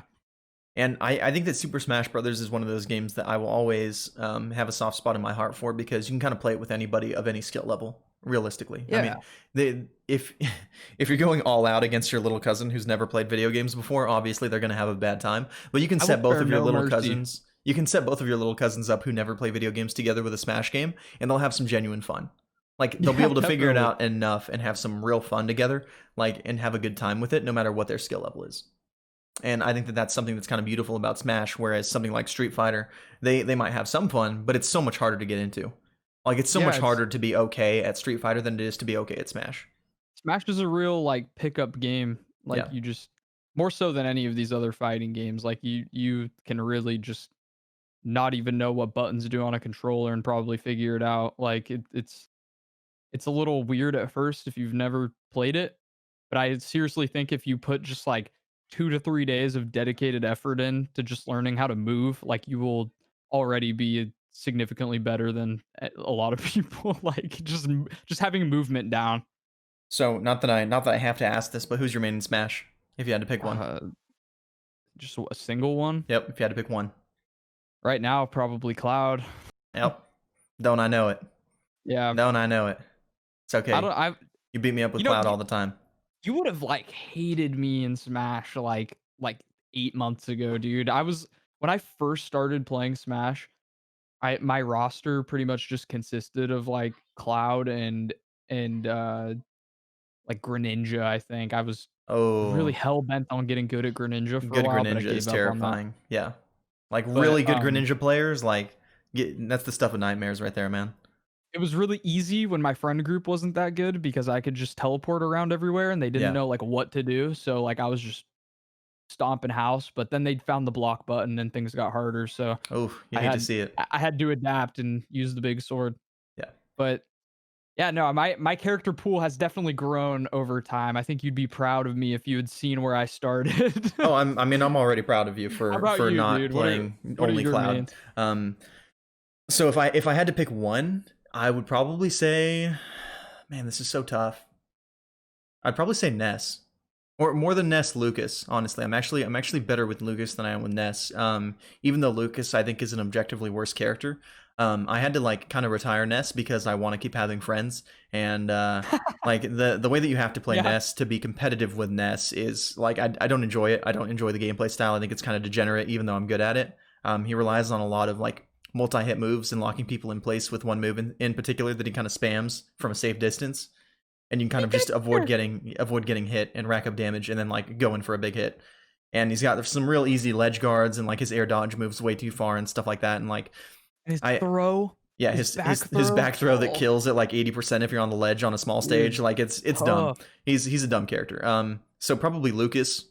on top of that would be one that I enjoy a lot more. Not quite as spammy, not quite as cheesy as Ness, I feel Would you like. trust Nest in a tournament? Would you bring Nest to a local? Absolutely not. No. Okay, who would you bring? Who would I bring to a local? Yeah. Probably Donkey Kong Would for the you? memes. Yes.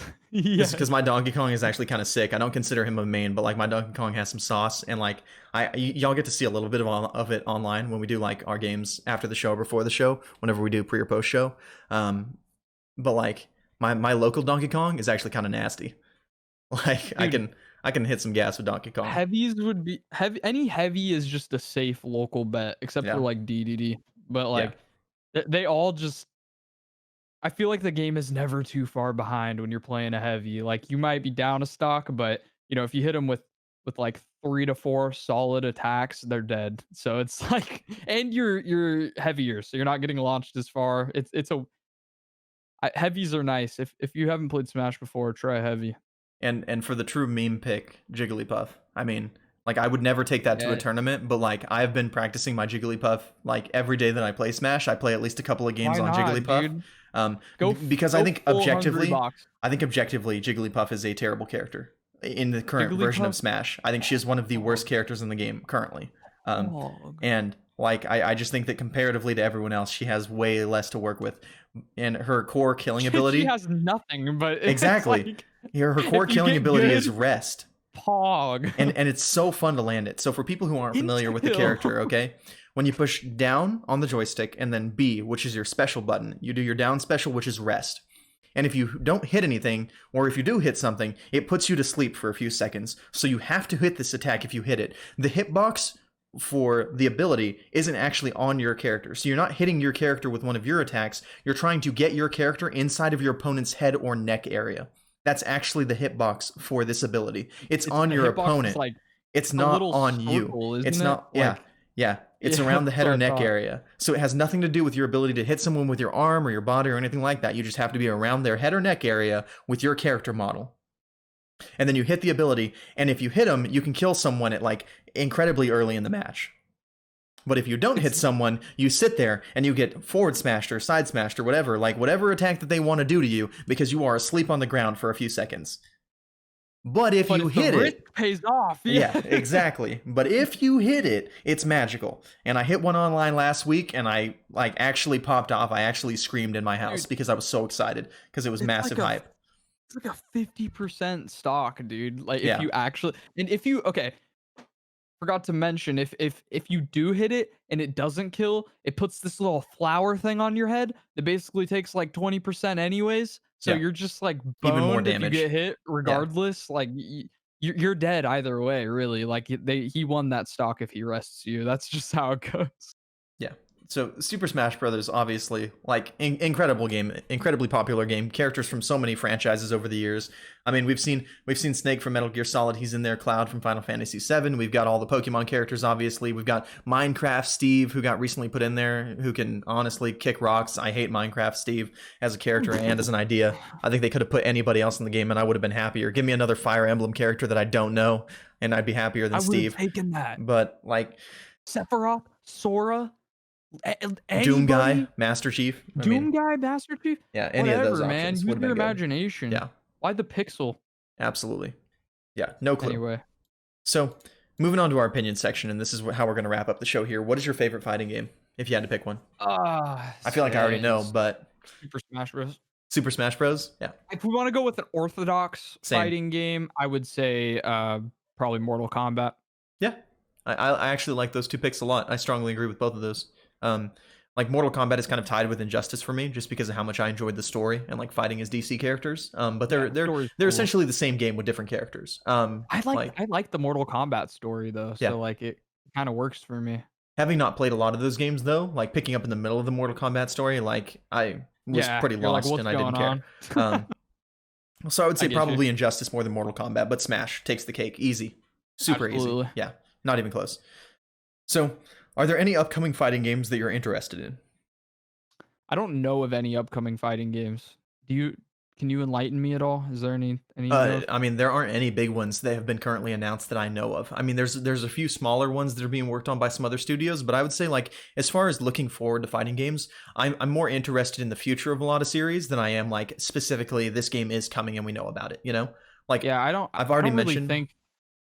Sorry, what's up? No, you're good. I've already mentioned For Honor as a series. Like wherever that goes in the future, I am desperately hoping that gets a sequel and just like a full reboot, and that like it's incredible and has next gen graphics and it's beautiful and like more new players try it so that I won't be the worst player on the entire battlefield every single match I load into. Um, Well, but I dude, would say For this Honor is probably the one that I'm most interested in the future. yeah, like there's not much to look forward to in fighting. I feel like we've it kind of like what we said about the battle royales. Like Yeah, unless they really did something incredibly innovative, like I don't really see us seeing anything different than what we have now. yeah, I Um, agree.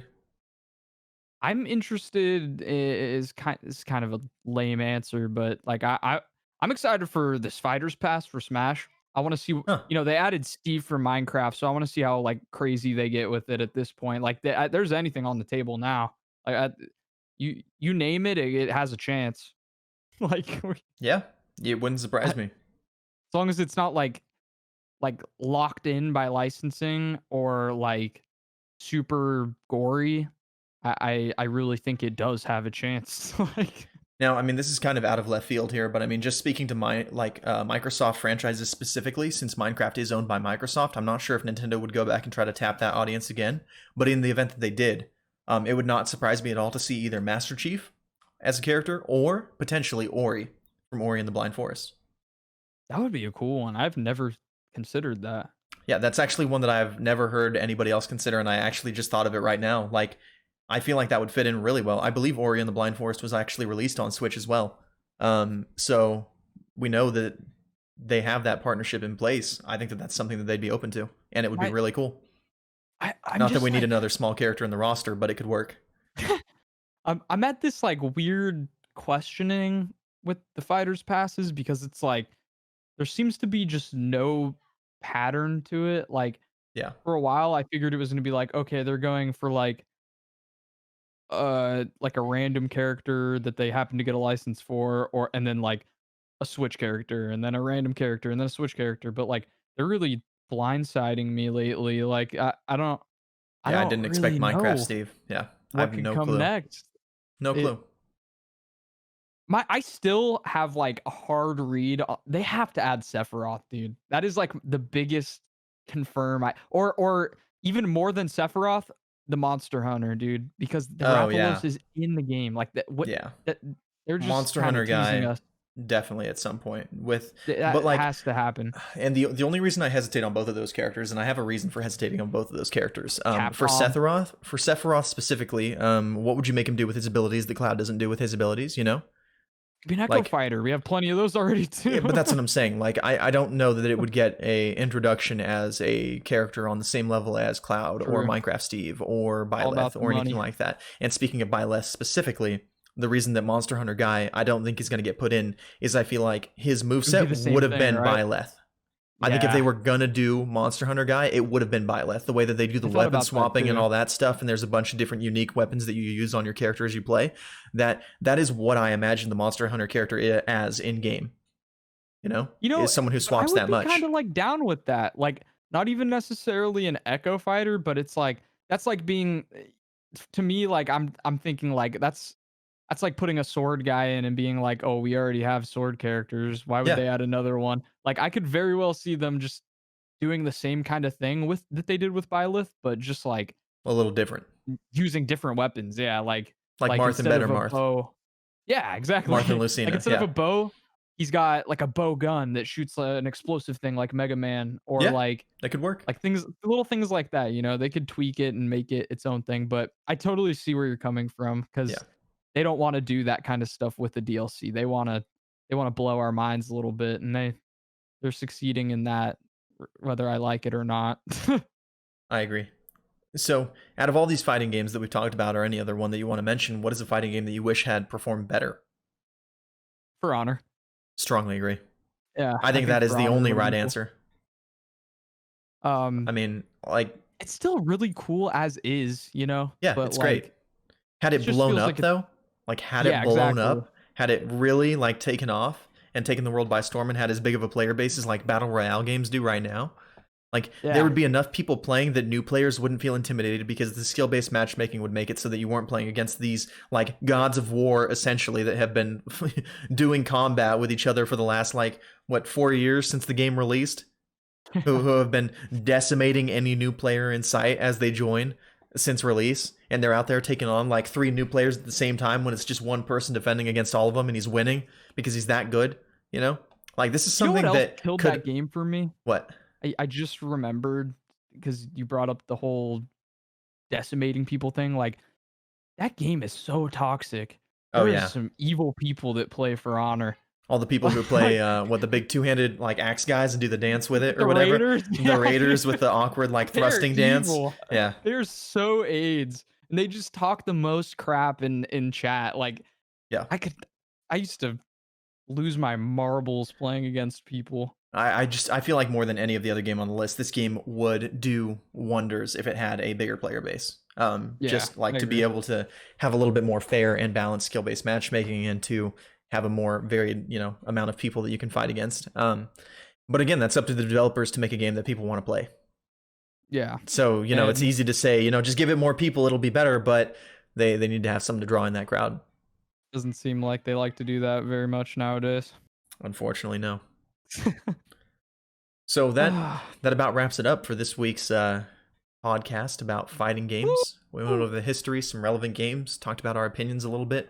I think this was a very fun episode, a lot more Yeah, I interesting like than I that. thought it was going to be. Like going over the notes and everything like that, I was like, this will probably be a quick one, but we actually, I think that fighter games have reached a lot more people than people remember they do. You know, because it's It, something that's always kind of existed, but not really been in the forefront of the industry per se, outside of yeah, esports. And I think that a lot of people have a lot of really fond memories of fighting games, like specifically from their childhood, doing like just couch matches and stuff like that. I think I realized that this episode was going to be a good one when we were going through like the history, and I just like it really hit me how rich the history fighting games have. Like Yeah, I feel like some of the first games ever made were fighting games. Like the first very popular games were fighting games. Like yep, that is they're absolutely. huge, man.